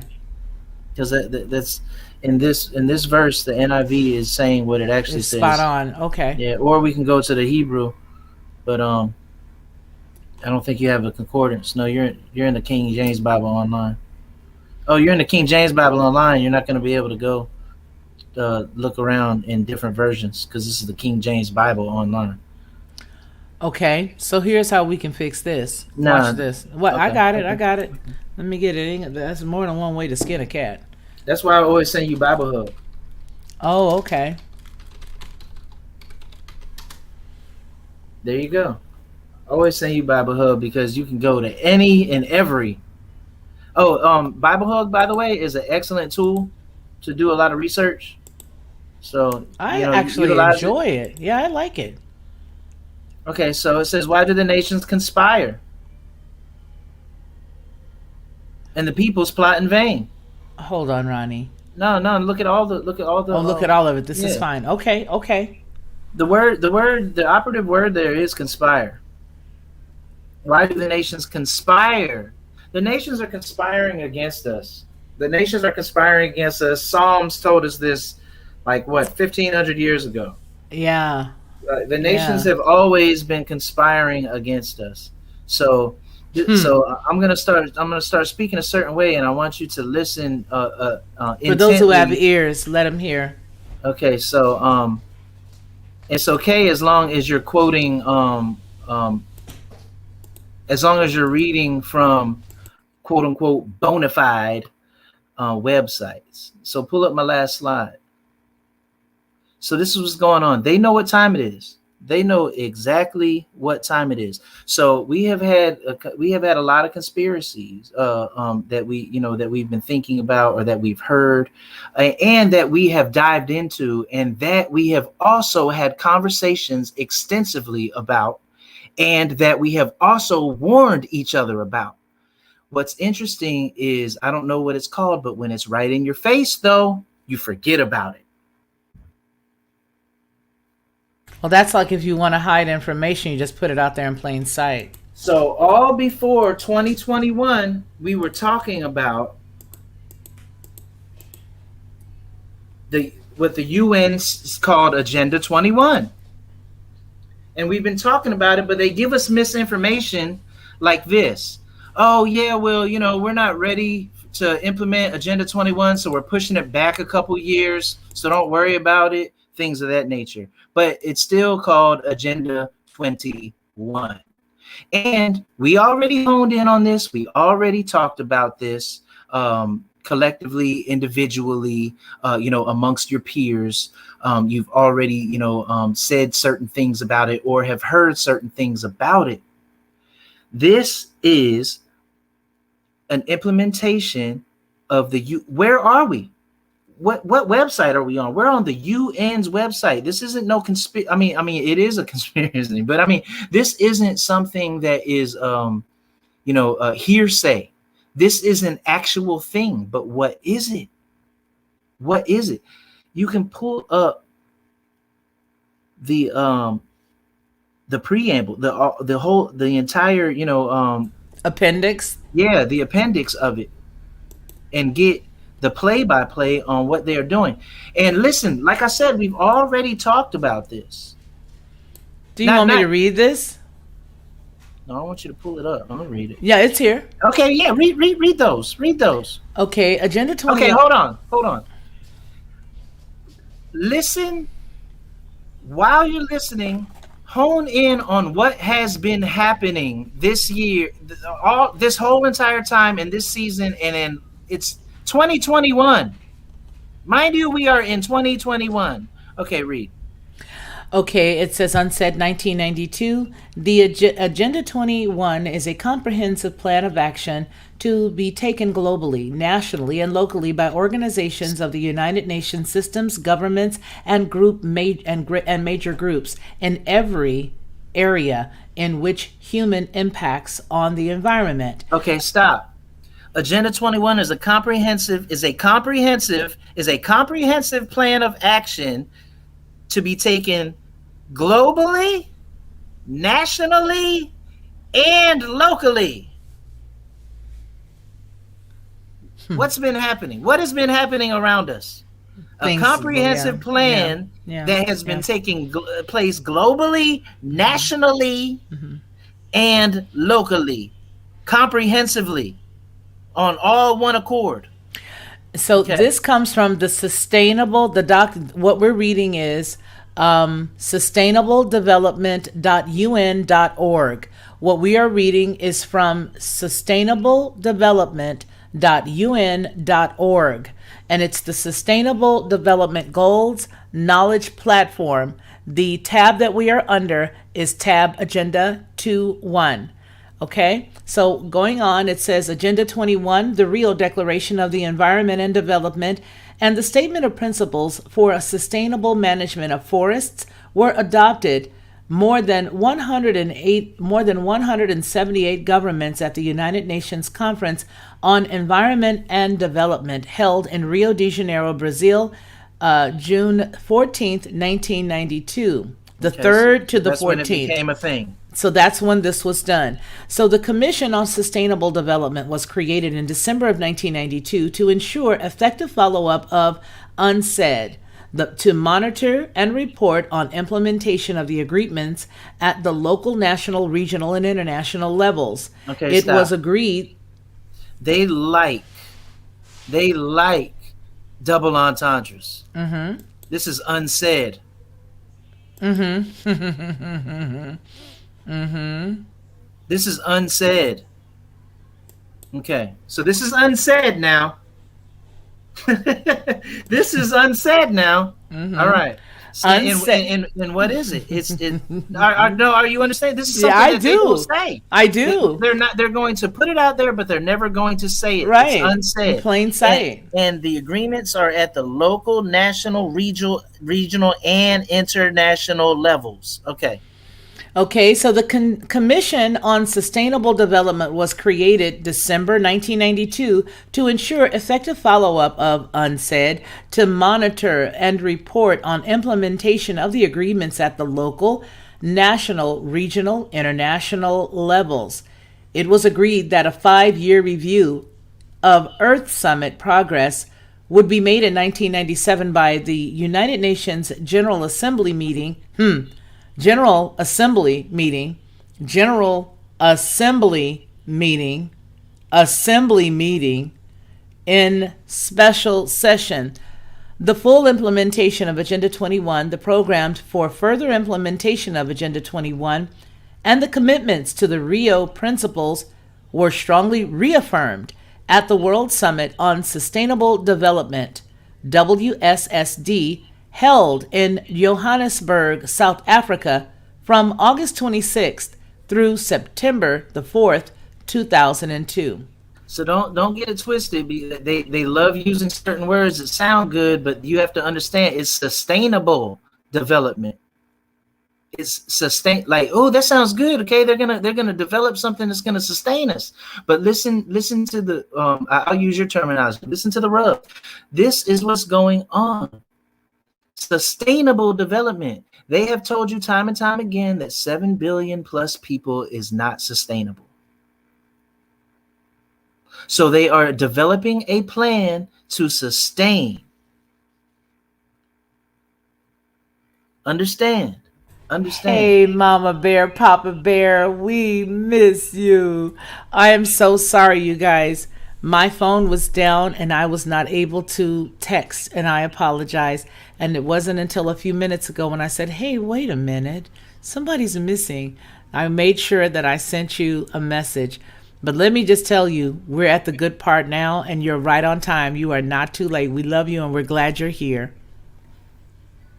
I would love if you could pull up the PDF. I would love it. Because we can just look at the preamble alone and pack our bags and go home. So mind you, this agenda has been you have to download it, I imagine.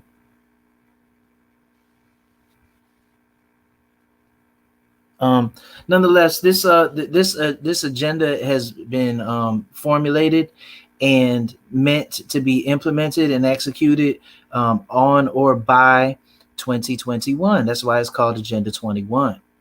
That is why it's called Agenda 21. So if you look at the sections of the entirety of what? Sustainable development, which was created in 1992, and then look at what's going on all around us right now. The first section is on social and economic dimensions. 6 feet. 6 feet. And what else? Economic. Nobody in America wants to work right now. They've been handing checks out. The government's been handing checks out. Let's be wise. Go ahead. Okay. So understand the relation and the correlation of what's being said. Section 1, social and economic dimensions. International cooperation to accelerate sustainable development in developing countries and related domestic policies. Combating poverty, changing consumption patterns. You don't need all that meat. Demographic dynamic and sustainability. Protecting and promoting human health conditions. Promoting sustainable human settlement development. Integrating environment and development in decision making. Integrating environment and development in decision making. We already know who bought all the more than enough farmland in this work. And we already know what's going on. We already know. I mean, you can continue on. Well, the conservation and management of resources for development, protection of the atmosphere, integrated approach to the planning and management of land resources, combating deforestation, managing fragile ecosystems, combating desertification and drought, managing fragile ecosystems, sustainable mountain development, promoting sustainable agriculture and rural development, conservation of biological diversity, environmental conservation of biological diversity, environmentally sound management of biotechnology, Say that one 3 more times. protection of the oceans, all kinds of seas, including enclosed and semi-enclosed seas, and coastal areas, and the protection, rational use and development of their living resources. Protection for the quality and supply of freshwater resources, application of integrated approaches to the development management and the water and the use of water resources. Number 19, environmentally sound management of toxic chemicals, including prevention and illegal international traffic in toxic and dangerous products. Environmentally sound management of hazardous waste and hazardous wastes. Environmentally sound management of solid waste and sewage related issues. Number 22, safe and environmentally sound management of radioactive wastes, strengthening the role of major groups. 23, the preamble, global action for women towards sustainable and equitable development. 25, children and youth in sustainable development, recognizing and strengthening the role of indigenous people in their communities. 27, strengthening the role of non-governmental organizations, partners for sustainable development. 28, local authorities' initiatives in support of Agenda 21.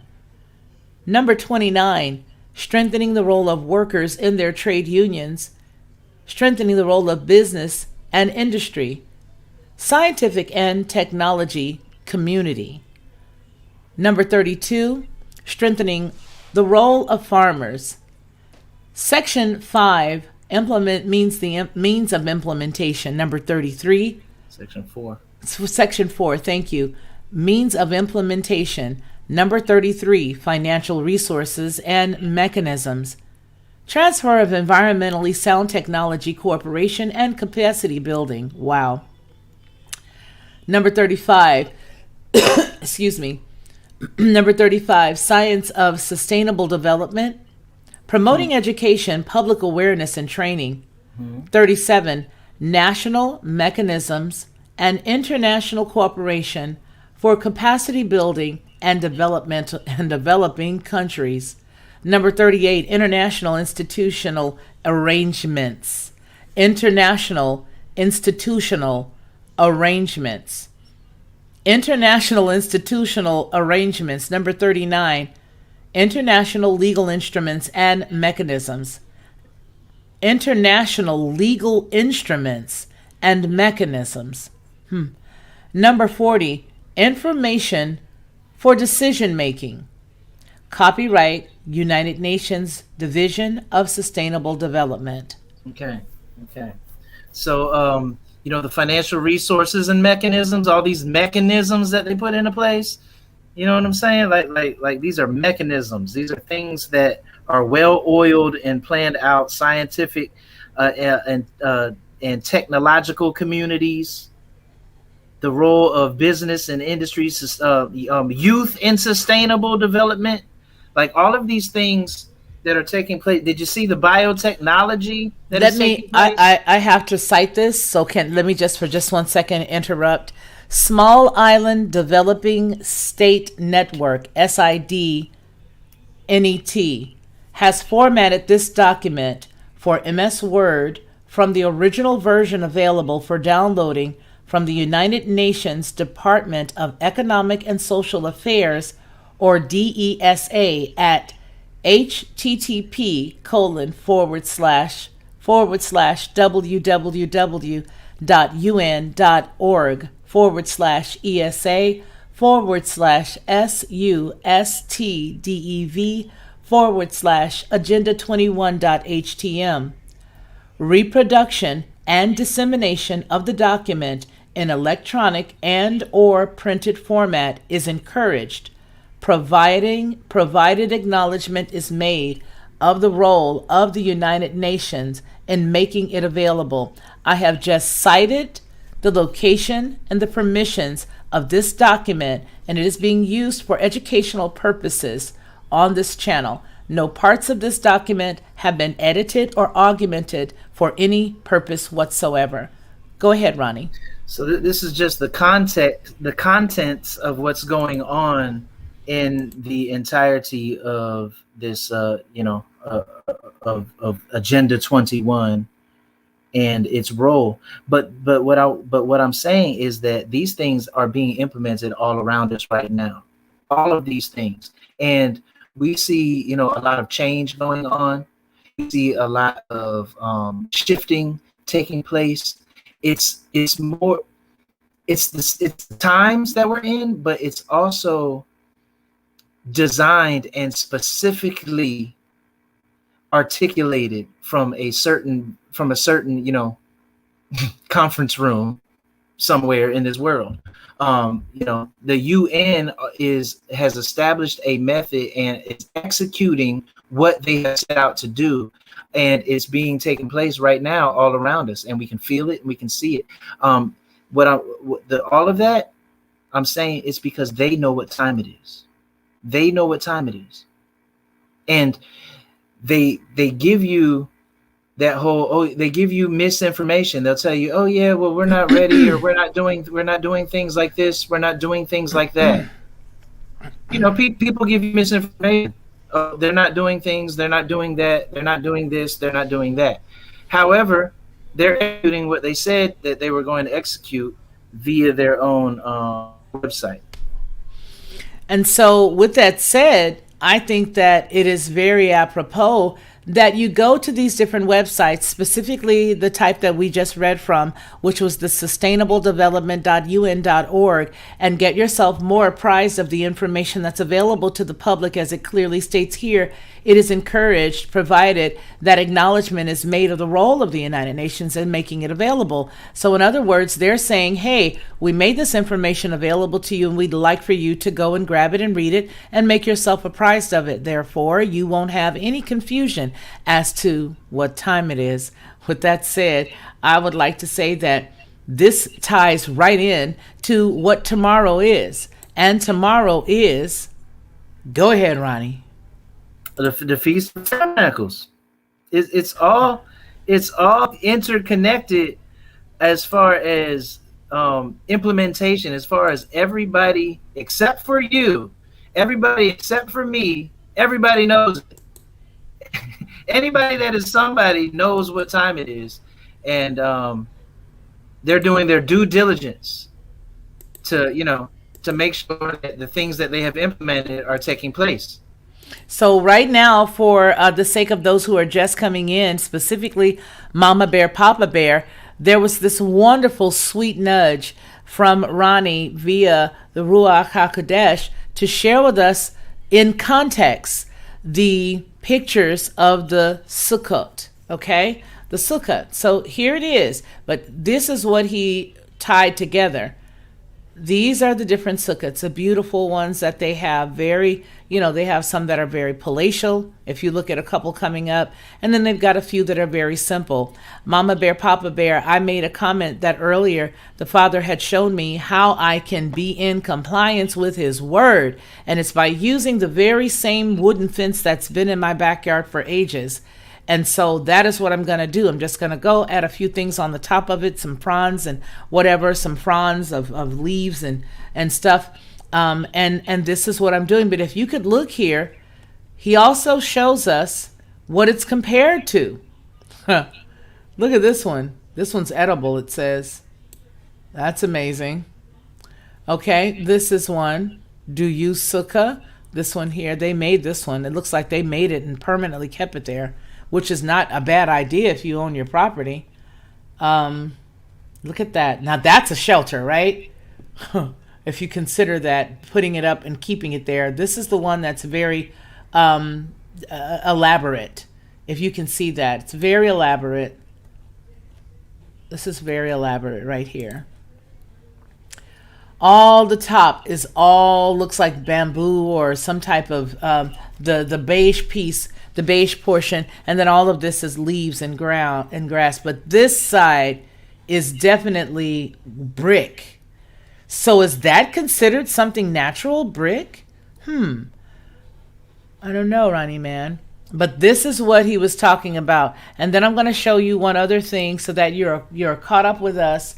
That is the images. I'm away from the phone. I'm away from the computer. All right. Now let's look at this juxtaposition, Mama Bear, Papa Bear. See how much we love people here? We just go back for them because we love them and we want them to get it without having to say, I've got to watch the replay, which knowing Mama Bear, Papa Bear, she's going to do anyhow.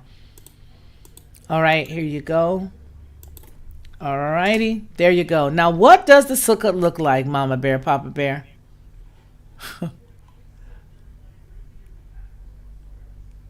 Anybody?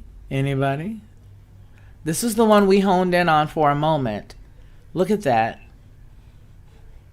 And then Ronnie went on to tell us what time it is. Whose birthday is it?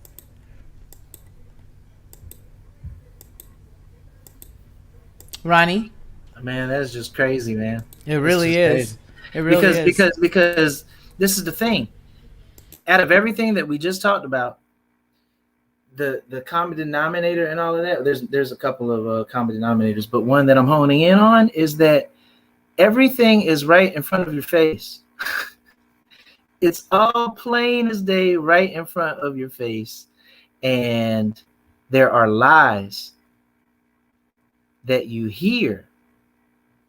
And the word is so weighty. The word of the lie is so weighty that it's telling you your eyes are lying to you. Or you focus on the words that you're hearing, which is the lie, so much that you disregard, your eyes don't even see it. It puts a veil over your eyes and you can't even see it for what it is. I guess, that's the can't see the forest for the trees. You're looking right at it and don't even know what you're looking at. This is the nativity scene is clearly a sukkah. Everybody that participated in the nativity scene were of Afro-Asiatic descent. Say it again. Everybody that participated in the quote unquote nativity scene 2,000 years ago were of Afro-Asiatic descent. Qualify it. Well, I mean, they were Hebrews, and they were either Hebrews or Chaldean. Like you had the quote unquote wise men or magi. They were from Babylon. They were Chaldee. Kashadam. Like exactly. They were Mesopotamian, and that whole region over there is the parent linguistically is Afro-Asiatic.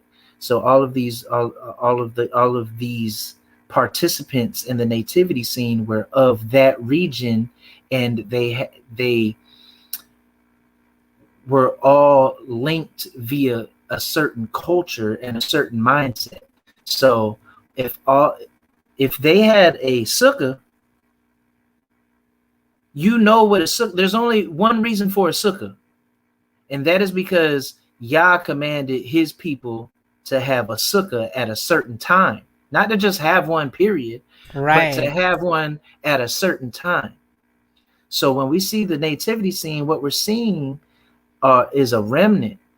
We're seeing artifacts of the real culture, and that was usurped by the Roman artists, the Roman artisan, the Roman construct, and all these artifacts. What remains is a small little hut, Romanized, but that is a sukkah, and that's why I said that they're Afro-Asiatic people, they're Semitic people. So it wasn't just a random hut. That was a sukkah for a specific season. So do you believe that the little story that they told about, oh, they went from place to place and there was no place to sleep and they had to sleep in the manger, not the sukkah or the barn? Do you believe that that is a viable story? Do you think that that was just like a lot of stuff that was inserted by the Flavians? Do you think that a lot of that was inserted? I think it's based on a true story. And it just so happens that it was a sukkah. It wasn't on purpose. I think that it's based on a true story. That's the best I can do. It clearly is based on a true story. But so based on a true story, but the Romans could have most assuredly said, oh, well, it was this, this, and this, and they went from here to here to here to here to here, and finally they landed with X, Y, or Z. I mean, well, what I'm saying, I'm stepping away. Go ahead. Is when you say based on a true story, you're giving yourself license for you're giving yourself plenty of creative license, and you can do a whole lot. But it's based on a true story. We'll never know the exact ins and outs, but what you do know, if you can link the historicity of it all, is that these people from this certain region of the world, at this certain time frame on the timeline, when they used sukkahs, and they used it at a certain season, and that season was the Feast of Tabernacles.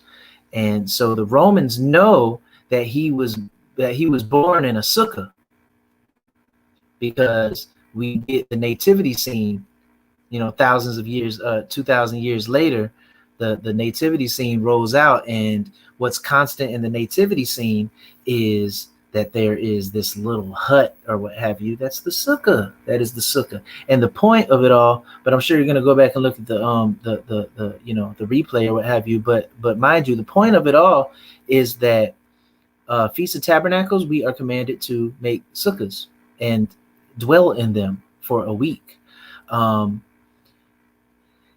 Basically, Yahushua was born at the Feast of Tabernacles. He was born on the Feast of Tabernacles, and this whole entire celebration, it was predestined that he was going to come at the Feast of Tabernacles. That's why the whole entire design was how it was designed. He wants us to celebrate it for perpetuity from here on out, until the kingdom comes. And what's interesting is this is the feast that is going to still be celebrated in the kingdom. So yeah, this is his birthday. It's party time. We're supposed to have a good time. We're supposed to eat, drink, and be merry. That's where that whole concept comes from.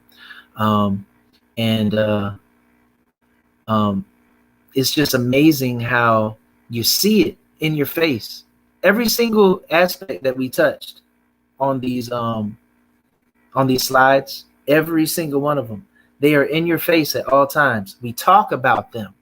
We've spoken about them to certain lengths, and we still, when it's right in our face, we fail to make the connection, because they're good at what they do.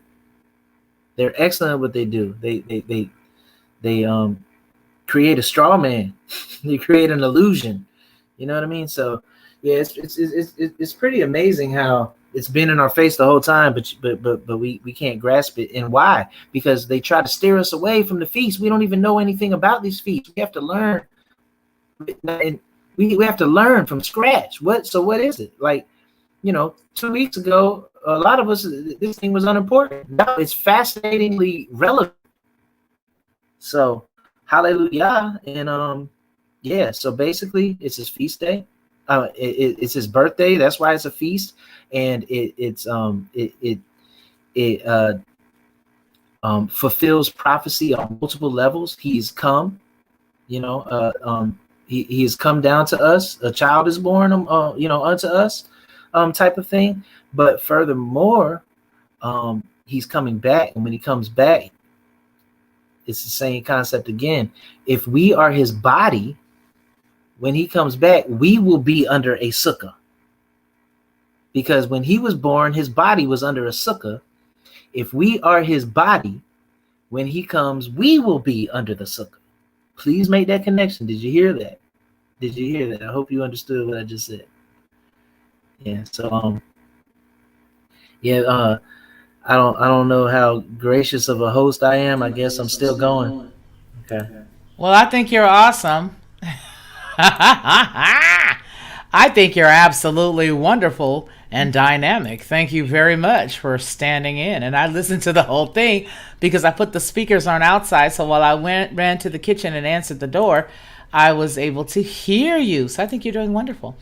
But what I will say is this is what time it is. I mean, the last 2 hours have gone by pretty fast as usual. Whenever we're here together, learning together, it is just an awesome time. And so time really does fly when you're having fun, because I'm having fun. I really am. I'm excited about tomorrow. I'm not going to hold everybody too much longer, because if you're like me, you got to go out and get you some extra stuff for tomorrow. I got to go to the store. I got to go to the store. I got to go to the store today to get everything I'm going to need for tomorrow and all of that. I have a lot of stuff here at the house, but there's just a couple of little added things. You know what I'm saying? I mean, hey, because we used to get down with the turkey, and we used to get down with the dressing and all of that. I'm throwing down. Hey, I'm throwing down. I'm going to give me some candles and I'm going to light them. I'm going to do the whole thing. I'm not familiar, and I don't understand the menorah, Ronnie, and I really don't. I don't understand it. Is that something that we would do? I mean, it's a good question, right? That's an awesome question. Can you share a little bit about that for my brain? Yeah, so you have to beware of falsities everywhere. Okay. So the menorah is absolutely the nation of Yasharal's symbol. Wow. Yeah, they say hijacked it. Yeah, they say that it's that 6-point star, but that's not the case. The menorah has always been a staple. So what the menorah is, you have to beware, because you'll see something that looks like a menorah and it's not. A menorah is a 7-sticked candle. A 7-stick candle. That is the 7 candlesticks that is in the throne room of Yah. That was in the tabernacle. That was in the temple. It is alluded as an allegory. It is alluded to as an allegory in Revelation when it talks about the 7 candlesticks that are before the throne of Yah, and then he references the 7 churches. And then he says that the lights that are on them are the 7 angels of the 7 churches. So the menorah. So what that illustrates is the connection that even in Revelation, Yah is talking about his people. He's not talking to the church, because that word church is a usurpation. The word in the Greek is ecclesia, and ecclesia is not the word church. The word church in the Greek is Circe. Wow. It's 2 different words. It's kirka. Yes, that's right. That is absolutely right. I remember that now. Yes. So, or Kyrio. You can say Kyrio. Mama Bear, Papa Bear said, Papa Bear is going to the store after work.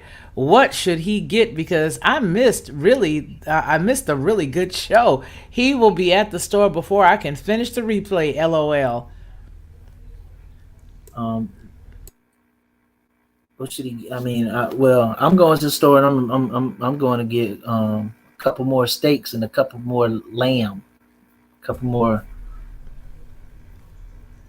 That's what I'm gonna get. Matter of fact, I have a list. I gotta get. You got a honeydew list? I gotta get honeydew. Some bread. We gotta get some cheeses. I gotta get some more lamb. And I gotta get some wine. What? Yeah. Is that the menorah on the screen? That is a menorah. So what I said is beware of the counterfeit. There is a 9 candlestick menorah, but it's not a menorah. I take that back. It's a 9 candlestick thing that they pass as a menorah. It's an abomination. It's an abomination, I tell you. They use that for Hanukkah.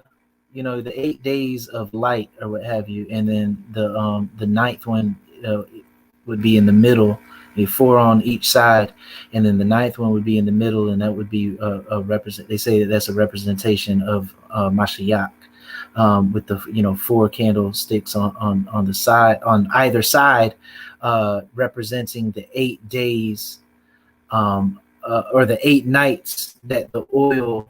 That there was oil, but the light still. I'm going with you, Amy. Amy says she's going to Ronnie Mann's house. Amy, I'm riding with you. I'll be in Atlanta in 4 hours. I'll see you. We riding out. We riding out, Amy. I promise you, if y'all came over, it is going. I promise you, if y'all came through, it's going to be. It's going party. down.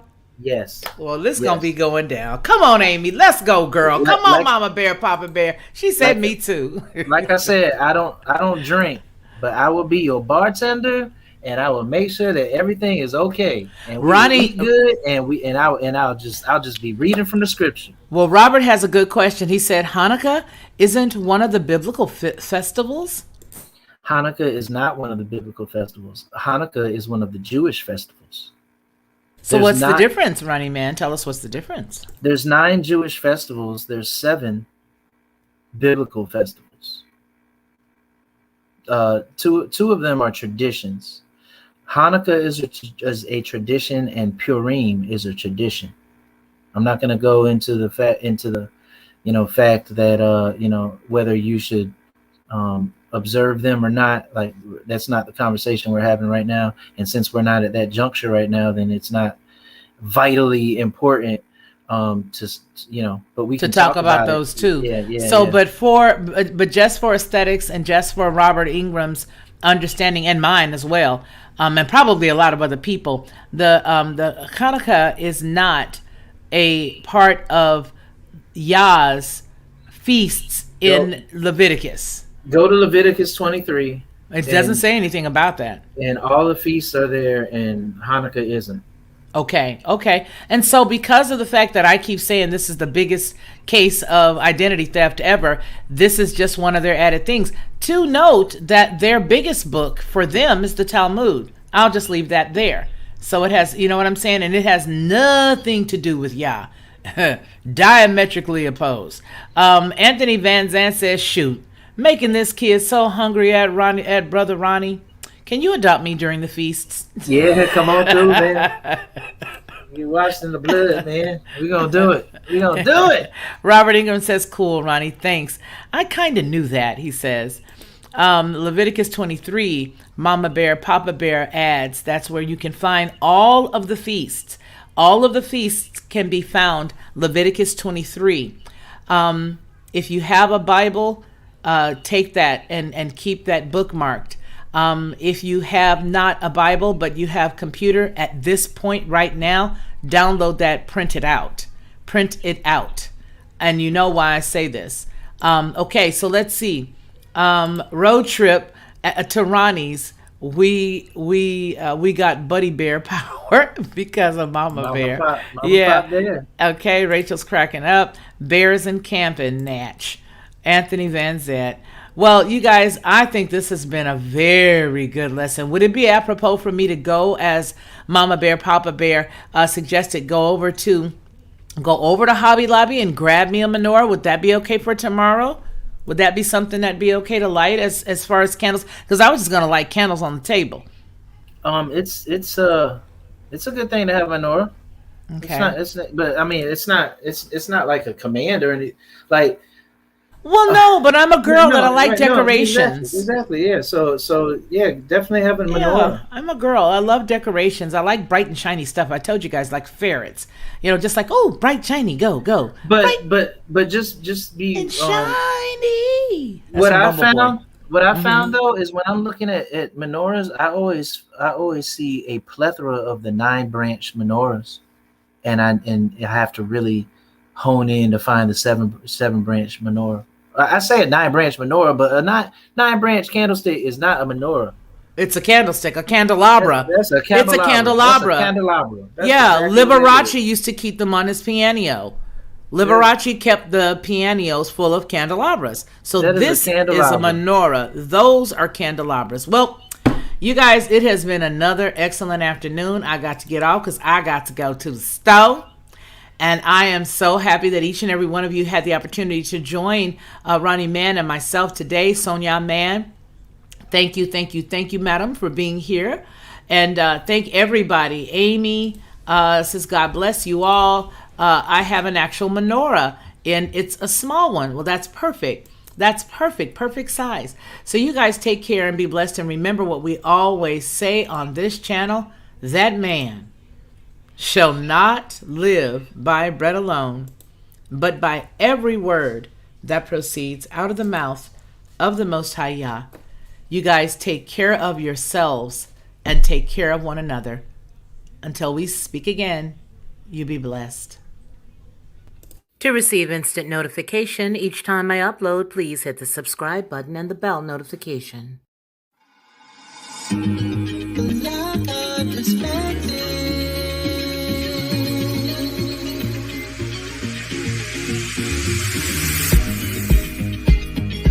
Helping you along the way.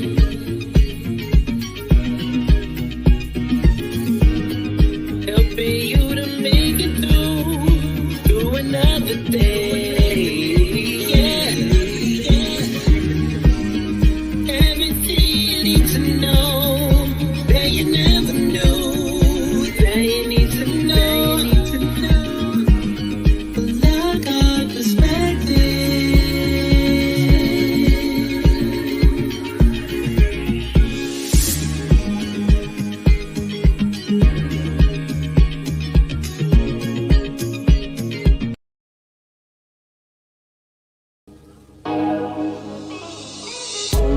Jimmy on the one. The second time around, you the only one.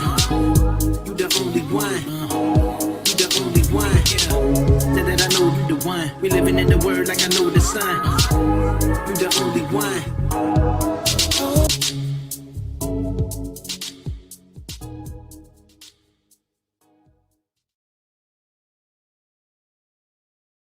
Bavashaya.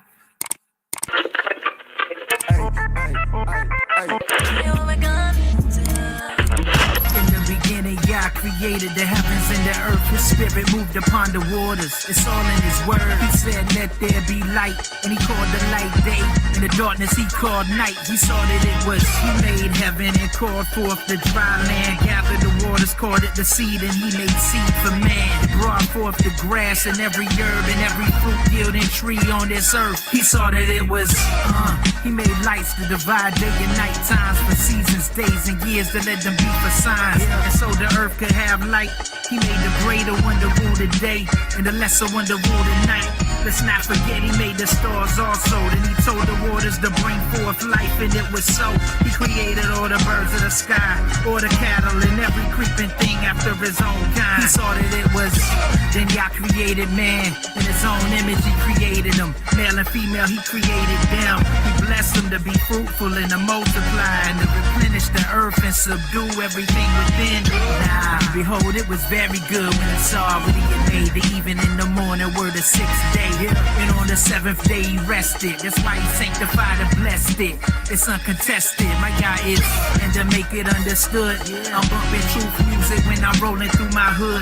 I'm putting God first, no hood fame. You read it on a nameplate. Dwell in the house of Yahweh forever for his name's sake. And though I walk through the valley of the shadow of death, I'm stomping through like it don't even exist. His goodness and mercy follow me all the days of my life. His yoke is easy and his burden is light. My God is.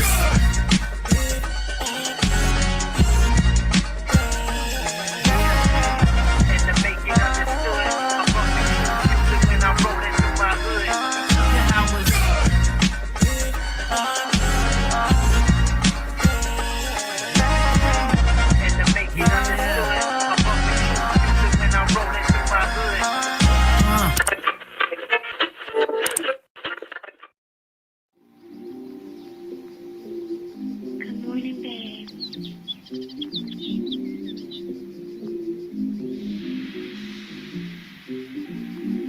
Do you remember where we're from?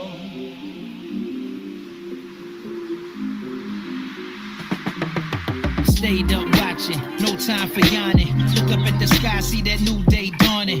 God be my witness, take it as a warning. Sun ain't never lie, great day in the morning. Focus, never let the nighttime revoke it. Blinded by the dark, I seen it before they cloaked it. It was marvelous, they hiding it behind the pulpit. Lying in a sick bed, vying with the culprit.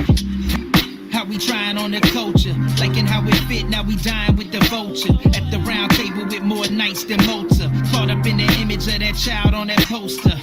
The light disable the diagnosis, healing the sick. I got the script and the dosage. Take it for the grind, you gon' need it for the borderline. Holla when you see the joy coming, morning time. Keep on keeping on. Morning time. Holla when you see the joy coming.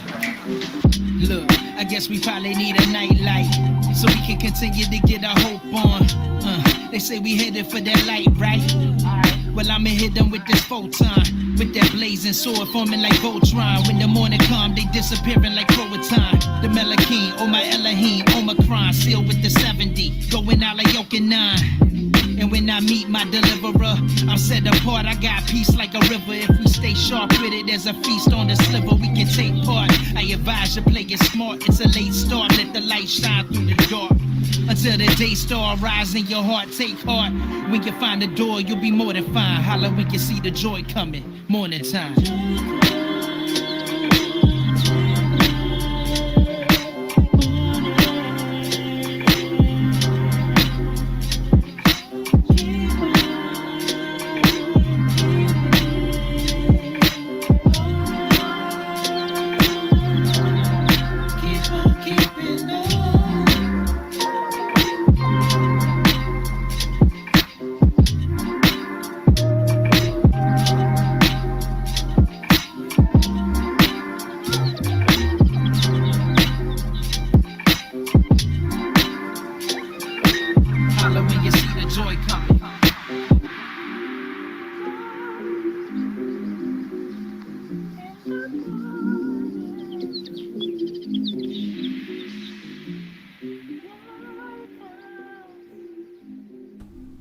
Ronnie, Rachel says, do we cook tomorrow?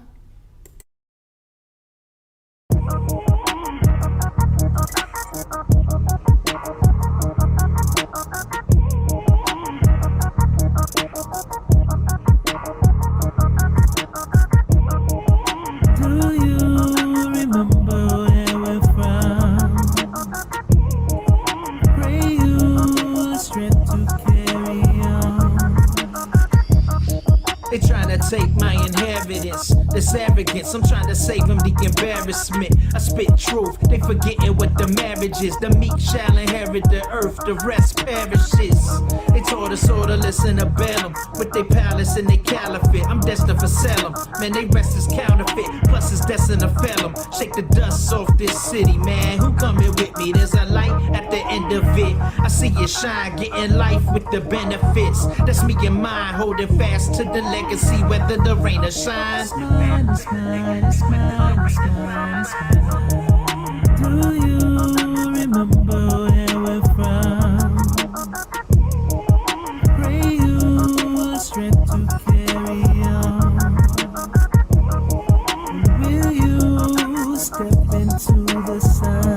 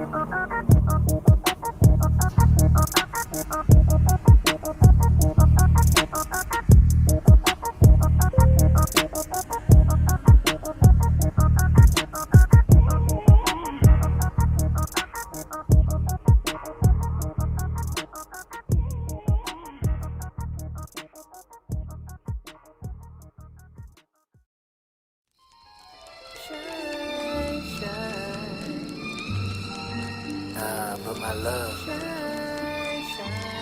there is no light at the end of the tunnel. You must realize that the light is you.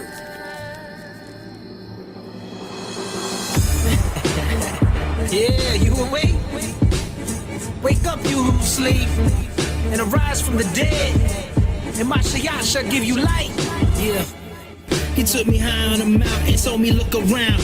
What I found was astounding. If I bow down, he can make anything happen, surpassing everything I could ever imagine. Flying first class, relaxing, living my passion, guaranteed satisfaction. High end estates, cash and high fashion, high stakes, high class and high flashing, high life. Lights, camera, action, the most fly. Said I'm destined to be just like the most high. So when they crown me king, I want the power it brings. Set my throne above everything. Got the world in the palm of my hand. Now raise your hands high, I'm in high demand. Yeah, if you don't know who I am, I'm the man. They got my head gassed up to the red line, believing that the world is mine, but it's all a lie. Said I'm not of this world, so I'm hoping I'm not throwing my pearls to swine. I tell her this little light of mine, I gotta let it shine, shine, let it shine, let it shine. You see this light, I'ma let it shine. I guess I was supposed to respect it and give a toast, but it wasn't what I expected. When truth approached, they rejected it. They mediocre at best, it's just they'll never accept it. We get affected by the time invested. You think they blessed it, what they spitting is septic. Poison in the mind, they lies neglect what's already written. I'm rolling with the elect, you can check how they kicking it. They've been afflicted, now we gotta move mountains to fix it. No doubt, they going all out, man, I'm getting sick with how they try to reroute the ecliptic. Living in a time predicted, keeping it cryptic. They're passing it off for something to get with. I'd rather find a way around the elliptic and get this house in order before they find me evicted. Yeah, try to keep me gassed up all the way to the red line, believing that the world is mine, but it's all a lie. See, I'm not of this world, so I'm hoping I'm not throwing my pearls to swine. I tell her this little light of mine, I gotta let it shine, shine, let it shine, let it shine. You see this light, I'ma let it shine. This little light of mine, I gotta let it shine, shine, let it shine, let it shine. This little light of mine, I gotta let it shine, shine, let it shine, let it shine. You see this light, I'ma let it shine. This little light of mine, I gotta let it shine, shine, let it shine. A mermaid. Click on Reminds me of the. Wow, that was some good music, you guys. I want y'all to have a great celebration for Yahweh's birthday tomorrow and all next week. Here is Ronnie Man's link to his channel, so you guys can go over there and listen to all of his music. Subscribe if you would. I would be very happy to know that you have done that. Thank you, Ronnie, for all that you do for this channel and for all of the co-laborers that come here every time we meet up. Thank you very much. Thank you, thank you, thank you. Wow, you got this kid's ear to ear smiling. So appreciate your faithful opening and seat at your family table under the sukkah at Brother Ronnie. And that is so sweet. You guys did see when I played that video of his, it goes directly into some of the word. There is a Ronnie Man playlist here on our channel, and that is what we were going right into. And so if you guys would, if you just want to put it on and clean the house or put it on and cook your food, please, I encourage you to do that, so that those of you who were not here when we first did some of those, so that, you know, those of you who are not here when we published some of those stories, you'd be able, not stories, but some of those teachings. Thank you, hallelujah, that you'd be able to get caught up and listen to them for your edification, as everything that we attempt to do here is for the edification of Yah's people. Thank you guys again. Y'all have a super day and take care. Ronnie Man, thank you so much, sir. Lockhart. perspective.